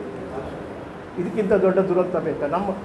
ನನ್ನ ಆಡಳಿತ ಇರುವಾಗಲಿ ಕಾಂಗ್ರೆಸ್ ಇಷ್ಟು ದೊಡ್ಡ ಗಾತ್ರದ ಅನಾಹುತ ಅದು ಖಂಡಿತವಾಗಿಯೂ ಆಗಲ್ಲ. ಮತ್ತು ಸ್ಮಾಲ್ ಸ್ಕೇಲ್ ಇಂಡಸ್ಟ್ರೀಸ್ ಬಗ್ಗೆ ಅದು ಪೀಣ್ಯಕ್ಕೆ ಹೋಗಿ ನೋಡಬೇಕು. ಸುಮಾರು 90% ಫ್ಯಾಕ್ಟ್ರಿಗಳು ಮುಚ್ಚೋಗಿದೆ, ಲೇಬರರ್ಸ್ಗೆ ಕೆಲಸ ಇಲ್ಲ, ಉತ್ಪತ್ತಿ ಇಲ್ಲ. ಇದರಲ್ಲಿ ಇದೇ ಸ್ಟ್ಯಾಟಿಸ್ಟಿಕ್ಸ್ ಸಾಕು, ಇದೆಲ್ಲ ಬುಕ್ನಲ್ಲಿದೆ, ದಾಖಲೆ ಇದ್ದದ್ದನ್ನು ಮಾತ್ರ ಹೇಳ್ತೇನೆ, ನನ್ನ ಊಹೆ ಮುಖಾಂತರ ಹೇಳುವುದಲ್ಲ. The contribution from the small scale industry has been reduced by 21% in 2019 ಇವರ ಆಡಳಿತ. ಮತ್ತು 2021ರಲ್ಲಿ more than 150 companies have shifted their base from Karnataka to other states. ಕೈಗಾರಿಕೆಗಳೇ ಸ್ಥಳಾಂತರಗೊಂಡಿದೆ. ಇಂಡಿಯನ್ ವಿಮೆನ್ ರೆಸ್ಲರ್ಸ್ ನೋಡಿ, ರೆಸ್ಲರ್ಸು ಅದು ಕೂಡ ವಿಮೆನ್ ನಮಗೆ ಒಲಿಂಪಿಕ್ ಅವಾರ್ಡ್ ತರುವವರು. ಅವರಿಗೆ ನೋಡಿ, ಒಬ್ಬ BJPಯ ಒಬ್ಬ ಬ್ರಜಭೂಷಣ ನೋಡುವಾಗಲೇ ಮೊದಲ ಗೂಂಡಾ ಥರ ಕಾಣ್ತದೆ. MP ಒಬ್ಬ BJP ಬ್ರಜಭೂಷಣ್, ಅವ್ನು ನೋಡುವಾಗಲೇ ಹುಡುಗಿಯರು ಹೆದರಬೇಕು. ಅವನು ಬಿಕಾಸ್ ಆಫ್ ಅವಳ ಹುಡುಗಿಯರನ್ನು ಹೆರಾಸ್ ಮಾಡಿದ ಅಂತೇಳಿ ಎಷ್ಟು ಸಮಯದಿಂದ ಅವರು ಸ್ಟ್ರೈಕ್ ಮಾಡ್ತಾ ಇದ್ದಾರೆ. ಧರಣಿ ಕೂತ್ಕೊಂಡು ಕೋರ್ಟಿಗೆ ಹೋದ್ರು, ಕೆಲವರಿಲ್ಲ.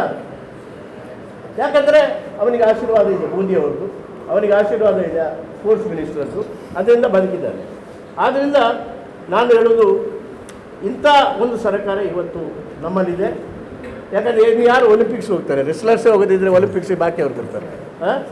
ಆದ್ದರಿಂದ ಇವತ್ತು ದಯಮಾಡಿ ಆಲೋಚನೆ ಮಾಡಬೇಕು. ಇಲ್ಲಿ ನೋಡಿ, ನಾನೇ ಕಾನೂನು ಮಂತ್ರಿ ಆಗಿರುವಾಗ ಎಲ್ಲಾದರೂ ಮೈನಿಂಗ್ ಆದರೆ ಅಲ್ಲಿಂದ ಡಿಸ್ಟ್ರಿಕ್ಟ್ ಅವರೆಲ್ಲ ಕಾಂಟ್ರಿಬ್ಯೂಟ್ ಮಾಡಬೇಕು. ಡಿಸ್ಟ್ರಿಕ್ಟ್ ಮಿನರಲ್ ಫೌಂಡೇಶನ್, ಆ ಡಿಸ್ಟ್ರಿಕ್ಟ್ನಲ್ಲಿ deputy commissioner is the chairman to distribute that. CSR ಇದ್ದಾಗೆ ಕಾರ್ಪೊರೇಟ್ ಸೋಷಿಯಲ್ ರೆಸ್ಪಾನ್ಸಿಬಿಲಿಟಿಯಲ್ಲಿ 2% ನಾನೇ ಕಂಪನಿ ಅಫೇರ್ಸ್ ಮಿನಿಸ್ಟರ್ ಇರುವಾಗ ಒಂದು ಹೊಸ ಕಾನೂನು ತಂದು, ಈ ಜಗತ್ತಿನಲ್ಲಿ ಅಂತ ಕಾನೂನು ಇರಲಿಲ್ಲ. ಕೈಗಾರಿಕೆ ಬಂದರೆ ಅವರ ಪ್ರಾಫಿಟ್ನಲ್ಲಿ 2% ಕೊಡಬೇಕು. ಅದೇ ಪ್ರಕಾರ ಈ ಕಾನೂನು ಕೂಡ ನಾನೇ ತಂದದ್ದು. DMF district mineral foundation. ಎಷ್ಟು ಹಣ ಇಲ್ಲ, ಇಲ್ಲಿ ಮೈನಿಂಗ್ ಸಾಕಷ್ಟು ಆಗ್ತಾಯಿದೆ. ಮೈನಿಂಗ್ನಲ್ಲಿ ಒಂದು ಸ್ಫೋಟನ ಆಗುವಾಗ ಕೂಡ ಯಾರು ಸತ್ತು ನಾನು ಕೂಡ ಹೋಗಿದ್ದೆ. ಎಷ್ಟು ಹಣ ಕೊಟ್ಟಿದ್ದಾರೆ, ಯಾರಿಗೆ ಕೊಟ್ಟಿದ್ದಾರೆ? ಆ ಮೈನರ್ಸಿಗೆ ಕೊಟ್ಟಿದ್ದಾರೆ ಅಥವಾ ಬಡವರಿಗೆ ಹತ್ತಿರ ಇರತಕ್ಕಂಥ ಆ ಪರಿಸರದ ಭಾಳ ಕಷ್ಟವನ್ನು ಅನುಭವಿಸಿದಂಥ ಜನರಿಗೆ ಕೊಟ್ಟಿದ್ದಾರೆ? Not even a pie. ಎಲ್ಲಿ ಹೋಗಿದೆ? You should ask this MLA, your MLA ಅಲ್ಲಿ minister who is responsible for it. ಆದ್ದರಿಂದ ಇವತ್ತು ಚಿಕ್ಕಬಳ್ಳಾಪುರ ಲಾರ್ಜ್ ಸ್ಕೇಲ್ ಮೈನಿಂಗ್ ಆಗ್ತಾಯಿದೆ, ಪರಿಸರ ಹಾಳಾಗ್ತಾ ಇದೆ. ಆದರೆ ಅದರಿಂದ ಅನಾಹುತಕ್ಕೆ ಈಡಾದಂಥ ಆ ಪರಿಸರದಲ್ಲಿ ವಾಸವಾದಂಥ ಜನಗಳ ಒಂದು ಬದುಕು ದುರ್ಧರ ಇದೆ, ಭಾಳ ಕಷ್ಟದಲ್ಲಿದ್ದಾರೆ. ಈಗ ನಾನು ಹೇಳ್ತಾ ಇರೋದು, ಈ BJP ಸರ್ಕಾರ ಅನರ್ಹ ಸರ್ಕಾರ, ಕೇಂದ್ರದ್ದು ರಾಜ್ಯದ್ದು. ನೋಡಿ, ಮಣಿಪುರದಲ್ಲಿ ಇವತ್ತು ಆರ್ಟಿಕಲ್ 355 ಇನ್ವೋಕ್ ಮಾಡಿದ್ದಾರೆ. ಅಲ್ಲಿ ಯಾಕಂತ ಹೇಳಿದ್ರೆ ಇದೇ ಭೇದ ಮಾಡೋದು, ವರ್ಗ ಜಾತಿ ಒಡೆಯತಕ್ಕಂಥ ಕೆಲಸ ಮಣಿಪುರದಲ್ಲಿ ಅವ್ಯಾಹತವಾಗಿ ನಡೀತಾ ಇದೆ. ಅದರಿಂದ ಇಟ್ ಈಸ್ ಆನ್ ಫೈರ್ ನಾವು.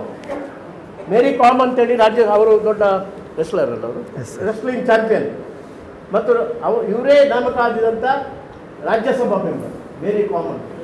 ಅವರೇ ಹೇಳ್ತಾರೆ, ಮೈ ಸ್ಟೇಟ್ ಈಸ್ ಬರ್ನಿಂಗ್.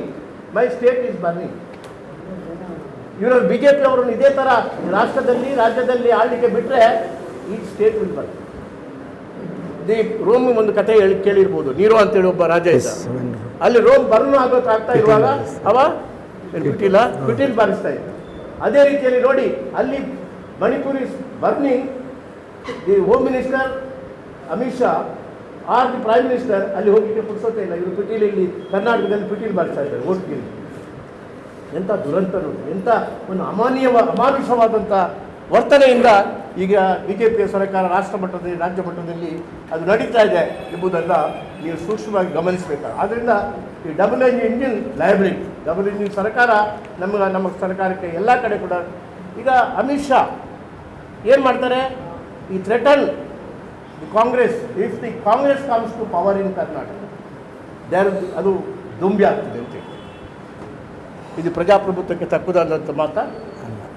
ಅಂದರೆ ಮತ್ತೊಂದು ಪಕ್ಷ ಅಧಿಕಾರಕ್ಕೆ ಬರಬಾರ್ದು, BJP ಅಧಿಕಾರಕ್ಕೆ ಬರಬೇಕಲ್ಲ ರಾಜ್ಯದಲ್ಲಿ. ಅದು ನಿಮಗೆ ಇತ್ತೀಚೆಗೆ ಕಂಡಿರ್ಬೋದು, ಇವರ ದೌರ್ಜನ್ಯವನ್ನು ತಾಳಲಾರದೆ ಇತ್ತೀಚೆಗೆ ನಡೆದಂಥ 18 ಚುನಾವಣೆಗಳಲ್ಲಿ ಕೂಡ BJP ಸೋಲನ್ನಪ್ಪಿದೆ. ಇದು this will be the 19th election where they are going to the ಧೂಳಿಪಟ ಆಗ್ತಾರೆ BJPಯವರು. ಯಾಕಂದರೆ ಅವರ ಈ ರೀತಿಯ ಒಂದು ಈಗ ಇವರ ಹಣೆ ಬರಕ್ಕೆ, BJP ಹಣೆ ಬರಕ್ಕೆ ಸುಪ್ರೀಂ ಕೋರ್ಟ್ ಹೇಳಿದೆ, ನೀವು ಈ ಥರ ಭಯ ಹುಟ್ಟಿಸ್ತಾ ಇದ್ದೀರಿ, ಹೇಟ್ ಕ್ರೈಮ್ಸನ್ನು ಮಾಡ್ತಾ ಇದ್ದೀರಿ, ಅದ್ರ ಬಗ್ಗೆ ಸುವಮೋಟ ಪೊಲೀಸರು ಕೇಸ್ ಹಾಕಬೇಕು ಅಂತೇಳಿ. ನೋಡಿ, ಇದಕ್ಕಿಂತ ಒಂದು ರಿಫ್ಲೆಕ್ಷನ್ ಬೇಕಾ? ಯಾವ ಸಂದರ್ಭದಲ್ಲಿ ಕಾಂಗ್ರೆಸ್ ಇಷ್ಟು ವರ್ಷ ನಾವು ಆಳ್ವಿಕೆ ಮಾಡಿದೆ, ಇಂಥ ಒಂದು ರಿಮಾರ್ಕ್ ಸುಪ್ರೀಂ ಕೋರ್ಟಿಂದ ಬಂದದ್ದಿಲ್ಲ. ಆದ್ದರಿಂದ ಇವತ್ತು total budget of the Karnataka state government 3.6 lakh crore. ನಮ್ಮ ಫಸ್ಟ್ ಪ್ರಾಮಿಸಸ್ 40,000 ಕೋಟಿಯಿಂದ 50,000 ಕೋಟಿ ಆಗ್ತದೆ. 5ನೇ ಪ್ರಾಮಿಸು ಕಾಂಗ್ರೆಸ್ ಪಾರ್ಟಿದ್ದು 65,000 ಕೋಟಿ ಆಗ್ತದೆ. ಇದೆಲ್ಲ ಕೂಡಿ ಒಟ್ಟು ಎಷ್ಟಂತ ಹೇಳಿದರೆ ಸುಮಾರು 80 ಲಕ್ಷ ಕೋಟಿ, 80,000 ಕೋಟಿ ಬೇಕಾಗ್ತದೆ. ನಮ್ಮ ಬಜೆಟು 3.6 lakh crore ಇದೆ. ಆದ್ದರಿಂದ ನಮ್ಮ ಹತ್ರ ಹಣ ಇದೆ. ಯಾಕಂದರೆ ನಾವು ಕಾಂಗ್ರೆಸ್ಸು, ನಾನು ಕೂಡ ಒಂದು 6-7 ಬಜೆಟ್ ಕೊಟ್ಟಿದ್ದೀನಿ ಕರ್ನಾಟಕದಲ್ಲಿ. ಆ ಲೆಕ್ಕಾಚಾರ ನಾನು ಹೇಳೋದಿದ್ದರೆ ಇನ್ನೂ ನಮಗೆ ಒಂದು 50,000 ಲಕ್ಷ ಕೋಟಿ ಉಳಿತದೆ. ಇನ್ನೂ ನಾವು, ಯಾಕಂದರೆ ಬಡವರಿಗೆ ಕೊಡದೇ ಇರತಕ್ಕಂಥ ಹಣ ಮತ್ತೆ ಯಾಕೆ ಬೇಕು? ಅದಕ್ಕಾಗಿ ನಾವು ಈ ಪ್ರಾಮಿಸಸ್ ಏನಿದೆ, ನಮ್ಮ ರಾಹುಲ್ ಗಾಂಧಿಯವರು ಹೇಳಿದ್ದಾರೆ, ನಮ್ಮ ನಿರ್ಣಯ ಏನಂತ ಹೇಳಿದರೆ, ನಮ್ಮ ಫಸ್ಟ್ ಕ್ಯಾಬಿನೆಟ್ನಲ್ಲಿ ಈ ಎಲ್ಲ ಪ್ರಾಮಿಸಸ್ಗಳನ್ನು ಫುಲ್ಫಿಲ್ ಮಾಡ್ತೀವಿ. 6-7 ಪ್ರಾಮಿಸಸ್ಗಳನ್ನು ನಾವು ಫುಲ್ಫಿಲ್ ಮಾಡತಕ್ಕಂಥ ಒಂದು ಆರ್ಥಿಕ ಸ್ಥಿತಿ ಇದೆ. ಆರ್ಥಿಕ ಸರಿಯಾಗಿ ನಿರ್ವಹಿಸತಕ್ಕಂಥ ಚಾಣಕ್ಯತನ, ಆಡಳಿತ ಪರಿಕ್ರಮ ನಮ್ಮ ಕಾಂಗ್ರೆಸ್ನಲ್ಲಿ ಯಾವಾಗಲೂ ಕೂಡ ನಾವು ಸ್ಪಷ್ಟವಾಗಿ ತೋರಿಸ್ಕೊಟ್ಟಿದ್ದೀವಿ. ಇಂಥ MLAಗಳು ಇರಬಾರ್ದು, ಅದೊಂದು ಕಳಂಕ ಕ್ಷೇತ್ರಕ್ಕೆ. ನಮ್ಮ ಪ್ರದೀಪ್ ಈಶ್ವರ್ ಅಂತ ಒಬ್ಬ ಧೀಮಂತ ತನ್ನ ಪರಿಶ್ರಮದಿಂದಲೇ ಈ ಪರಿಸ್ಥಿತಿಗೆ ಬಂದರು. ಅಂಥ ಅಭ್ಯರ್ಥಿಗಳು ಬೇಕು. ಬರೀ ರಾಜಕೀಯಕ್ಕೆ ಸೇರಿ, ಸಾರ್ವಜನಿಕ ಜೀವನಕ್ಕೆ ಸೇರಿ, ಮಂತ್ರಿಯಾಗಿ, ಶಾಸಕರಾಗಿ ತನ್ನ ಉತ್ಪತ್ತಿಯನ್ನು ಒಂದು 2013ನೇ ಇಸವಿಯಲ್ಲಿ 15 ಲಕ್ಷ ಇದ್ದರೆ, ಈಗ 18ನೇ ಇಸವಿ ಬಂದಾಗ ಅವ್ರದ್ದು ಎಸೆಟ್ 2 ಕೋಟಿ ಆಯಿತು. ಅವರ ಮಿಸೆಸ್ಸಿದ್ದು ಎಸೆಟ್ 32.79. ಈಗ 2013ನಲ್ಲಿ ಅವರ ವೈಫಿನ ಎಸೆಟ್ಟೇ ಕೊಡಲಿಲ್ಲ, ಯಾಕಂದರೆ ಇಲ್ಲ, ಅವ್ರದ್ದು ಮಾತ್ರ 15 ಲಕ್ಷ ಎಸೆಟ್. ಈಗ 21-22ರಲ್ಲಿ ಅವ್ರದ್ದು ಎಷ್ಟಾಗಿದೆ? 33.47 crores. ಎಷ್ಟು ಪಟ್ಟು ಹೆಚ್ಚಾಗ್ತದೆ ಪ್ರದೀಪ್? ಟೀಚರ್ ಅಲ್ಲ ನೀವು ಹೇಳಿ. ಆಮೇಲೆ ವೈಫ್ ಎಸೆಟ್ 61, ಅವ್ರದ್ದು 61,91,00,000.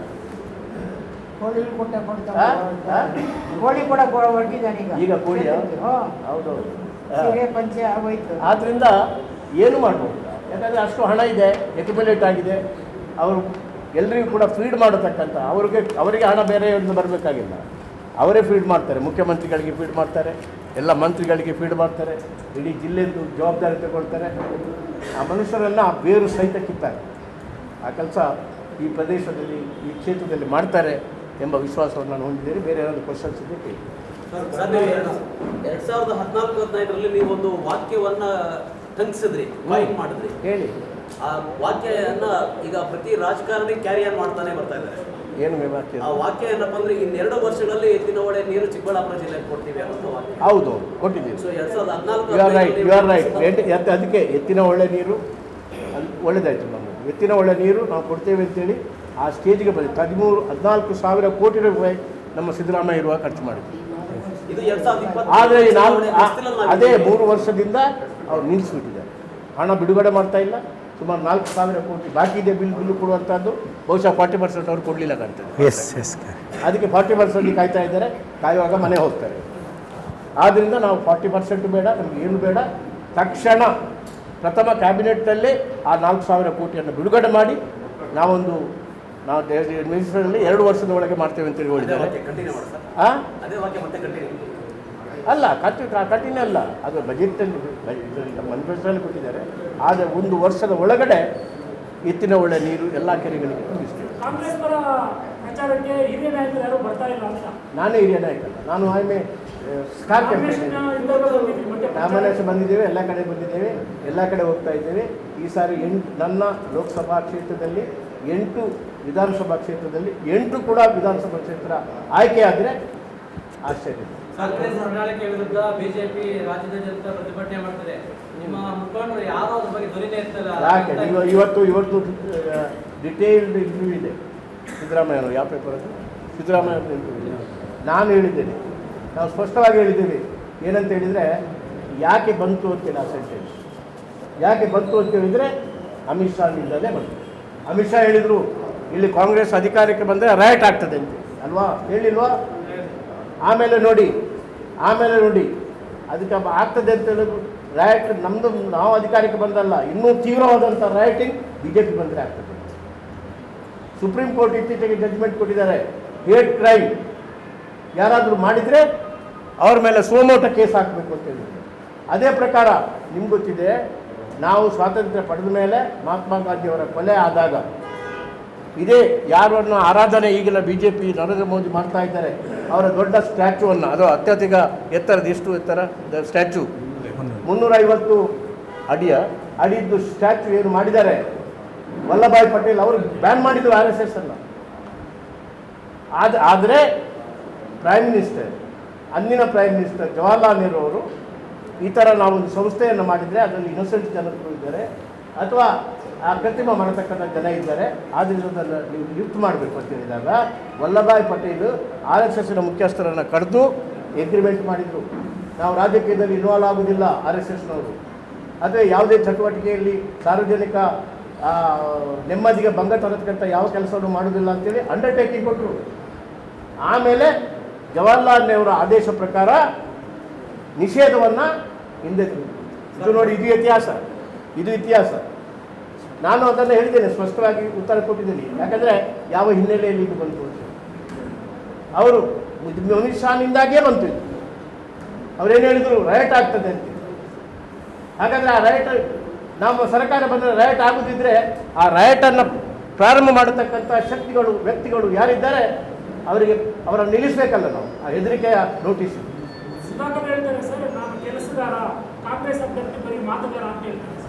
ಹೌದು. ಈಗ ಇಲ್ಲಿ ಪಟ್ಟಿ ಇದೆ, ನನ್ನ ಹತ್ರ ಇದೆ, ನಾನು ಅದಕ್ಕೆ ಸಮಯ ತಗೊಂಡಿಲ್ಲ. ಅವರು ಸುಮ್ಮನೆ ಇದ್ದರೆ ನಾನು ಪಟ್ಟಿ ಹೇಳ್ತಾ ಇಲ್ಲ. ಇದನ್ನು ನಿಲ್ಲಿಸಿಬಿಟ್ರು ಎತ್ತಿನ ಹೊಳೆ. ನಾವು HN ಮತ್ತು HN ವ್ಯಾಲಿ, KC ವ್ಯಾಲಿ ಎರಡನ್ನು ಕೂಡ ನಾನು ಸಿದ್ದರಾಮಯ್ಯನವರಿಗೆ ಮತ್ತು KS ಮುನಿಯಪ್ಪ ಹೋಗಿ ಒಂದು ಅರ್ಜಿ ಕೊಟ್ಟೆ. ಇನ್ನೊಂದು ಹಂತದ ಶುದ್ಧೀಕರಣ ಆಗಬೇಕು, ಅಲ್ಲಿವರೆಗೆ ನೀರು ಬಿಡಬಾರ್ದು ಅಂತೇಳಿ ಕೊಟ್ಟಿದ್ದೀವಿ. ಅದಕ್ಕೆ 500 ಕೋಟಿ ರೂಪಾಯಿ ಆಗಬೇಕು. ಈಗ ಬಹುಶಃ ಸ್ವಲ್ಪ ಜಾಸ್ತಿ ಆಗ್ತದೆ. ಅದು ಇವರ ಗಮನದಲ್ಲೂ ಇದೆ. ಶುದ್ಧೀಕರಣವಾಗತಕ್ಕಂಥ 3ನೇ ಘಟಕ ಪ್ರಾರಂಭ ಮಾಡದೆ KC ವ್ಯಾಲಿ ಮತ್ತು HN ವ್ಯಾಲಿ ಬಿಡುಗಡೆ ಮಾಡೋದ್ರಿಂದ ಸಾಕಷ್ಟು ರೋಗ ರುಜಿನಗಳು ಬಂದಿದೆ ಅಲ್ಲಿ ಕೋಲಾರದಲ್ಲಿ. ಇದು ಇಲ್ಲಿ ಆರೋಗ್ಯ ಮಂತ್ರಿಗಳು ಆ ತಿಳುವಳಿಕೆ ಪ್ರಜ್ಞೆ ಇರಬೇಕಿತ್ತು. ಆ ಪ್ರಜ್ಞೆ ತಿಳುವಳಿಕೆ ಇವರಿಗಿಲ್ಲ. ಆ ಕೆಲಸ ಕೂಡ ನಿಲ್ಲಿಸಿಬಿಟ್ಟಿದ್ದಾರೆ. ತೆರೆಗೆ ಈಗಾಗಲೇ ನೀರು ಬರಬೇಕಿತ್ತು. ಅಲ್ಲಿ ವೃಷಭಾವತಿ ವ್ಯಾಲೆಯಿಂದ ನಾಯಿಂದನಹಳ್ಳಿ ಹತ್ತಿರ, ಹೌದು, ಅಲ್ಲಿಂದ ದೊಡ್ಡಬಳ್ಳಾಪುರ ಮತ್ತು ನೆಲಮಂಗಲಕ್ಕೆ ಶುದ್ಧೀಕರಿಸಿದ ನೀರು ಬರಬೇಕಿತ್ತು. It has not taken out. ನಾವು ಆಗಲೇ ಅದಕ್ಕೆ ಅಡ್ಮಿನಿಸ್ಟ್ರೇಟಿವ್ ಅಪ್ರೂವಲ್ ನಮ್ಮ ಸಿದ್ದರಾಮಯ್ಯ ಸರ್ಕಾರ ಕೊಟ್ಟಿದ್ದಾರೆ, ಅದನ್ನು ನಿಲ್ಲಿಸಿಬಿಟ್ಟಿದೆ. ಒಂದು ಕೆಲಸ ಮಾಡುವುದಿಲ್ಲ, ಹಣ ವಸೂಲಿಯ ಕೆಲಸನೇ ಇಡೀ ಕೆಲಸ. ಇದು ಅವರ ವೈಖರಿ. ಕಾಂಗ್ರೆಸ್ ಅವರು ಕೂಡ ಬರೀ ಬಾಯಿ ಮಾತಲ್ಲಿ ಹೇಳ್ತಿದ್ದಾರೆ ಮೂರನೇ ಹಂತದ ಶುದ್ಧೀಕರಣ ಸಂಬಂಧಪಟ್ಟಂಗೆ ಅವರ ಪ್ರಣಾಳಿಕೆಯಲ್ಲಿ ಪ್ರಕಟಣೆ ಮಾಡಿಲ್ಲ ಅಂತ ಹೇಳಿ ಈಗ ತಾನೇ ಶಾಶ್ವತ ನೀರಾವರಿ ಹೋರಾಟ ಸಚಿವರು ಆರೋಪ ಮಾಡಿದ್ದಾರೆ. ಹೌದು, ನಾನೀಗ ಹೇಳ್ತಾ ಇದ್ದೇನೆ, ಅದು ಪ್ರಣಾಳಿಕೆಯಲ್ಲಿ ಇರ್ತದೆ, ಆನ್ಗೋಯಿಂಗ್ ಪ್ರಾಸೆಸ್. ಆನ್ಗೋಯಿಂಗ್ ಸ್ಕೀಮ್ ಇದ್ದರೆ ಅದನ್ನು ಪ್ರಣಾಳಿಕೆಯಲ್ಲಿ ಸೇರಿಸುವುದಿಲ್ಲ. ನಾವು ಫಸ್ಟ್ ಹಂತದ ಸ್ಟೇಜಿನ ಸಂಸ್ಕರಣೆ, ಸೆಕೆಂಡ್ ಸ್ಟೇಜಿನ ಸಂಸ್ಕರಣೆ ಮಾಡಿದ್ವಿ, ಹೇಳಿದ್ದು ಮಾಡಿದ್ವಿ. ಮೂರನೇ ಹಂತದ ಆ ಸಂಸ್ಕರಣಾ ಯೋಜನೆ ಆಗಬೇಕಿತ್ತು, ಎಲ್ಲ ಪ್ರಾಜೆಕ್ಟ್ ರಿಪೋರ್ಟ್ ತಯಾರಾಗಬೇಕಿತ್ತು, ಎಕ್ಸಿಕ್ಯೂಟ್ ಆಗಬೇಕು ಅಂತ ಹೇಳುವ ನಮ್ಮ ಸರ್ಕಾರವನ್ನು.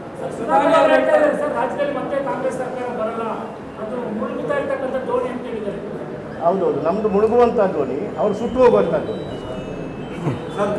ಮುಳುಗುವ ಧ್ವನಿಯನ್ನು ಎತ್ಬೋದು, ಆ ಸುಟ್ಟು ಹೋದಂಥ ಧ್ವನಿಯನ್ನು ತೆಗೆಯಲಿಕ್ಕಾಗುತ್ತದೆ. ಕರ್ನಾಟಕ ಸರ್ಕಾರದಲ್ಲಿ ಗ್ಯಾರಂಟಿ ಕಾರ್ಡನ್ನ ಕಾಂಗ್ರೆಸ್ ಪಕ್ಷ ನೀಡಿದೆ. ಹೌದು, ಉಚಿತ ಕೊಡುಗೆ. ನಾವು ಏನು ಹೇಳಿದ್ದೇವೆ ಕಾಂಗ್ರೆಸ್ನವರು, ನಾನೇನು ಹೇಳಿದ್ದೇನೆ, ಕಾಂಗ್ರೆಸ್ ಪಕ್ಷ ಯಾವ್ಯಾವ ವರ್ಷ ಏನೇನು ಹೇಳಿದೆ 100ಕ್ಕೆ 100 ಪಾಲು ಅನುಷ್ಠಾನ ಮಾಡಿ. ಅದೇ ಆ ಉಚಿತ ಕೊಡುಗೆಗಳನ್ನು ನೀಡುವ ಮೂಲಕ ಜನಗಳನ್ನು ಎಲ್ಲೋ ಒಂದು ಕಡೆ ದುಡಿಯುವಂತ ಒಂದು ಮನಸ್ಸಿನಿಂದ ವಿಮುಖರನ್ನಾಗಿ ಮಾಡ್ತಾ ಇದ್ದಾರೆ. ಅದಕ್ಕೆ ಬದಲಾಗಿ ಉದ್ಯೋಗಾವಕಾಶಗಳನ್ನ ಸೃಷ್ಟಿ ಮಾಡಿ, ಕೈಗಾರಿಕೆಗಳನ್ನ ಸ್ಥಾಪನೆ ಮಾಡಿ, ಅಥವಾ ಉತ್ತಮವಾದಂತಹ ಆರೋಗ್ಯ ಮತ್ತು ಶಿಕ್ಷಣದ ಬಗ್ಗೆ ನೀವು ಯೋಚನೆ ಮಾಡಿ. ಆರೋಗ್ಯದ ವಿಷಯ ಹೇಳಿದ್ದೇವಲ್ಲ, ಈ ಮನುಷ್ಯ ಏನು ಮಾಡಿದ್ದಾರೆ ಅಲ್ಲ, ನೀವು ಏನ್ ಕೇಳಿ ನಾವು ಏನು ಮಾಡೋದಲ್ಲ, ನಾವು ಏನು ಹೇಳಿದ್ದೇವೆ ಅದನ್ನು 100ಕ್ಕೆ 100 ಪಾಲು ಮಾಡಿದ್ದೀವಿ. ಕೈಗಾರಿಕೆ ಇವ್ರು ಹೇಳ್ತಾರಲ್ಲ, ಎಷ್ಟು ಜಿಮ್ ಮಾಡಿದ್ವಿ ಇವರು, ಇಟ್ಸ್ ಗ್ಲೋಬಲ್ ಇನ್ವೆಸ್ಟ್ಮೆಂಟ್ ಮೀಟ್, ಎಷ್ಟು 2-3 ಮಾಡಿದ್ವಿ. ಒಂದು ಕೈಗಾರಿಕೆ ನಾವು ಕಾಂಗ್ರೆಸ್ನವರು, ನಾನು ವಿಜಯನಗರ ಸ್ಟೀಲ್ ಪ್ಲಾಂಟ್ ಮಾಡಿದ್ವಿ, it's the biggest in the country. MRPL refinery ಮಂಗಳೂರಿನಲ್ಲಿ ಬಿಗ್ಗೆಸ್ಟ್ ಇನ್ ದಿ ಕಂಟ್ರಿ. ಆಮೇಲೆ ಇಲೆಕ್ಟ್ರಾನಿಕ್ ಸಿಟಿ ಹೋಗಿ ಅಲ್ಲಿ ನೋಡಿ, biggest in the country. Electronic capital, IT capital of India ಅಂತೇಳಿ ಬೆಂಗಳೂರನ್ನು ನಾವು ಮಾಡೋದು. ಈಗ ಏನಾಗಿದೆ, ಅದಕ್ಕೆ ಪೂರಕವಾಗಿ ಸೆಮಿ ಕಂಡಕ್ಟರ್ಸ್ ಇಂಡಸ್ಟ್ರಿ ಬರಬೇಕಿತ್ತು, ಗುಜರಾತಿಗೆ ಕೊಂಡೋದು. ಇಲ್ಲಿ ಇಲೆಕ್ಟ್ರಿಕಲ್ ಮೋಟರ್ಸ್ ತಯಾರು ಮಾಡತಕ್ಕಂಥ ಇಂಡಸ್ಟ್ರಿ ಬರಬೇಕಿತ್ತು, ಓಲಾದ್ದು ಅವ್ರದ ಬರಬೇಕಿತ್ತು, ಅದು ತಮಿಳ್ನಾಡಿಗೆ ಹೋಗಿ. ಒಂದು ಕೈಗಾರಿಕೆ ಮಾಡಿದ್ದಾರೆ, ನಾವು ಮಾಡಿದಂಥ ಒಂದು ಕೈಗಾರಿಕೆ ಟೊಯೋಟೋ ಕಾರ್, ಅದು ನಾನೇ ಇನಿಷಿಯೇಟ್ ಮಾಡಿದ್ದವರು. ಇಂಟರ್ನ್ಯಾಷನಲ್ ಏರ್ಪೋರ್ಟ್ ಇಲ್ಲಿ ಇಂಥ ಒಂದು, ಇಲ್ಲಿ ಕೆಂಪೇಗೌಡದಲ್ಲಿ, ಇಲ್ಲಿ ದೇವನಹಳ್ಳಿಯಲ್ಲಿ, ಅದು ನಾನೇ ಸ್ಯಾಂಕ್ಷನ್ ಮಾಡಿ, ಫೌಂಡೇಶನ್ ಮಾಡಿ, ಬಿಲ್ಡಪ್ ಮಾಡ್ತಾಯಿದ್ದೆ, ಅದು ನಾವು ಮಾಡಿದ್ವಿ. ಕೆಂಪೇಗೌಡ ಹೆಸರಿಟ್ಟದ್ದು ಕೂಡ ನಾನು ಕ್ಯಾಬಿನೆಟ್ಟಲ್ಲಿರುವಾಗ. ಇಂಥ ಒಂದು ಕೆಲಸ ಇವರು BJPಯವರು ಮಾಡಿದರೆ ಸೆಲ್ಯೂಟ್ ಮಾಡ್ತೀನಿ ಸುಧಾಕರ್ಗೆ ಅಥವಾ ಬೊಮ್ಮಾಯಿಗೆ. ಚಿಕ್ಕಬಳ್ಳಾಪುರ ಕ್ಷೇತ್ರದಲ್ಲಿ ವಿಶೇಷವಾಗಿ ನಿಮ್ಮ ಮೇಲೆ ಒಂದು ಗುರುತರವಾದಂಥ ಆರೋಪ ಹೇಳಿ ಬಲಿಜ ಸಮುದಾಯಕ್ಕಿದ್ದಂಥ ಮೀಸಲಾತಿಯನ್ನ ನೀವು CM ಆಗಿದ್ದಾರೆ ತೆಗೆದ್ರಿ. ಬಲಿಜ ಅವರು ಹಿಂದುಳಿದ ವರ್ಗದಲ್ಲೇ ಇರಲಿಲ್ಲ, ಚಿನ್ನಪ್ಪ ರೆಡ್ಡಿ ರೆಕಮೆಂಡೇಶನಲ್ಲಿ ಕೂಡ ಇರಲಿಲ್ಲ. ನಾನು ಅವರನ್ನು ಸೇರಿಸಿದೆ ಹಿಂದುಳಿದ ವರ್ಗದ ಗುಂಪಿನಲ್ಲಿ ನೋಡಿ. ಆಮೇಲೆ ಅದನ್ನು ಸೇರಿಸಿದ್ದಕ್ಕಾಗಿ ಇದೇ ಇದು ನಮ್ಮ ರಾಮಯ್ಯನವರು, MS ರಾಮಯ್ಯನವರು, ಇಲ್ಲಿ ನಮ್ಮ ಶಾಸಕರು ಇವರು ಇದ್ದರು, CV ವೆಂಕಟರಾಮಯ್ಯ, ಅವರ ಕ್ಯಾಂಪಸ್ನಲ್ಲಿ ಒಂದು ಸನ್ಮಾನ ಸಮಾರಂಭ ನನಗೆ ಮಾಡಿದ್ದು, ಸಮ್ಮೇಳನ ಮಾಡಿ ನನಗೆ ಸನ್ಮಾನ ಮಾಡಿದ್ದು. ನಾನು ಅವರು ತೆಗೆದಿದ್ದರೆ ಅದು ಕೂಡ ಹಿರಿಯರಂಥ ಒಬ್ಬ ವಿಶ್ವಾಚಾರ್ಯರಂತ ಇರತಕ್ಕಂಥ MS ರಾಮಯ್ಯನವರು, ಅವರ ಅಧ್ಯಕ್ಷತೆ, ಅವರೇ ನೇರವಾಗಿ ನನಗೆ ಮಾಲೆ ಹಾಕಿ, ನೀವು ಕೆಲವರೆಲ್ಲ ಇದ್ದಿರಬೇಕಾದ್ರು ಅಂತ ಸನ್ಮಾನ ಮಾಡಿದ್ದೇನಲ್ಲ. ಆದ್ದರಿಂದ BJPಯ ಈ ಮಾತಿಗೆ ಹುರುಳಿದೆಯಾ? ಅವ್ರು ಏನು ಮಾಡಿದ್ರು? What is their contribution?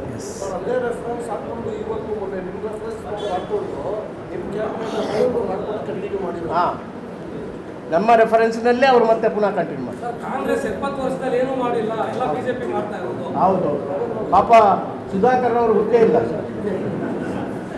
ಈ BJP ಈಗ ಇವರು MBBS ಆದ್ರಲ್ಲ, ಯಾರು ಸ್ಥಾಪನೆ ಮಾಡಿದ ಕಾಲೇಜ್ನಲ್ಲಿ? ಪರಮೇಶ್ವರ ಕಾಲೇಜ್ನಲ್ಲಿ MBBS.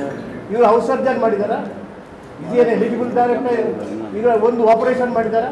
ಒಂದು ಮೆಡಿಸಿನ್ ಕೊಟ್ಟಿದ್ದಾರಾ? Is a fake doctor, is not a real doctor. Sir, health minister ಅವರು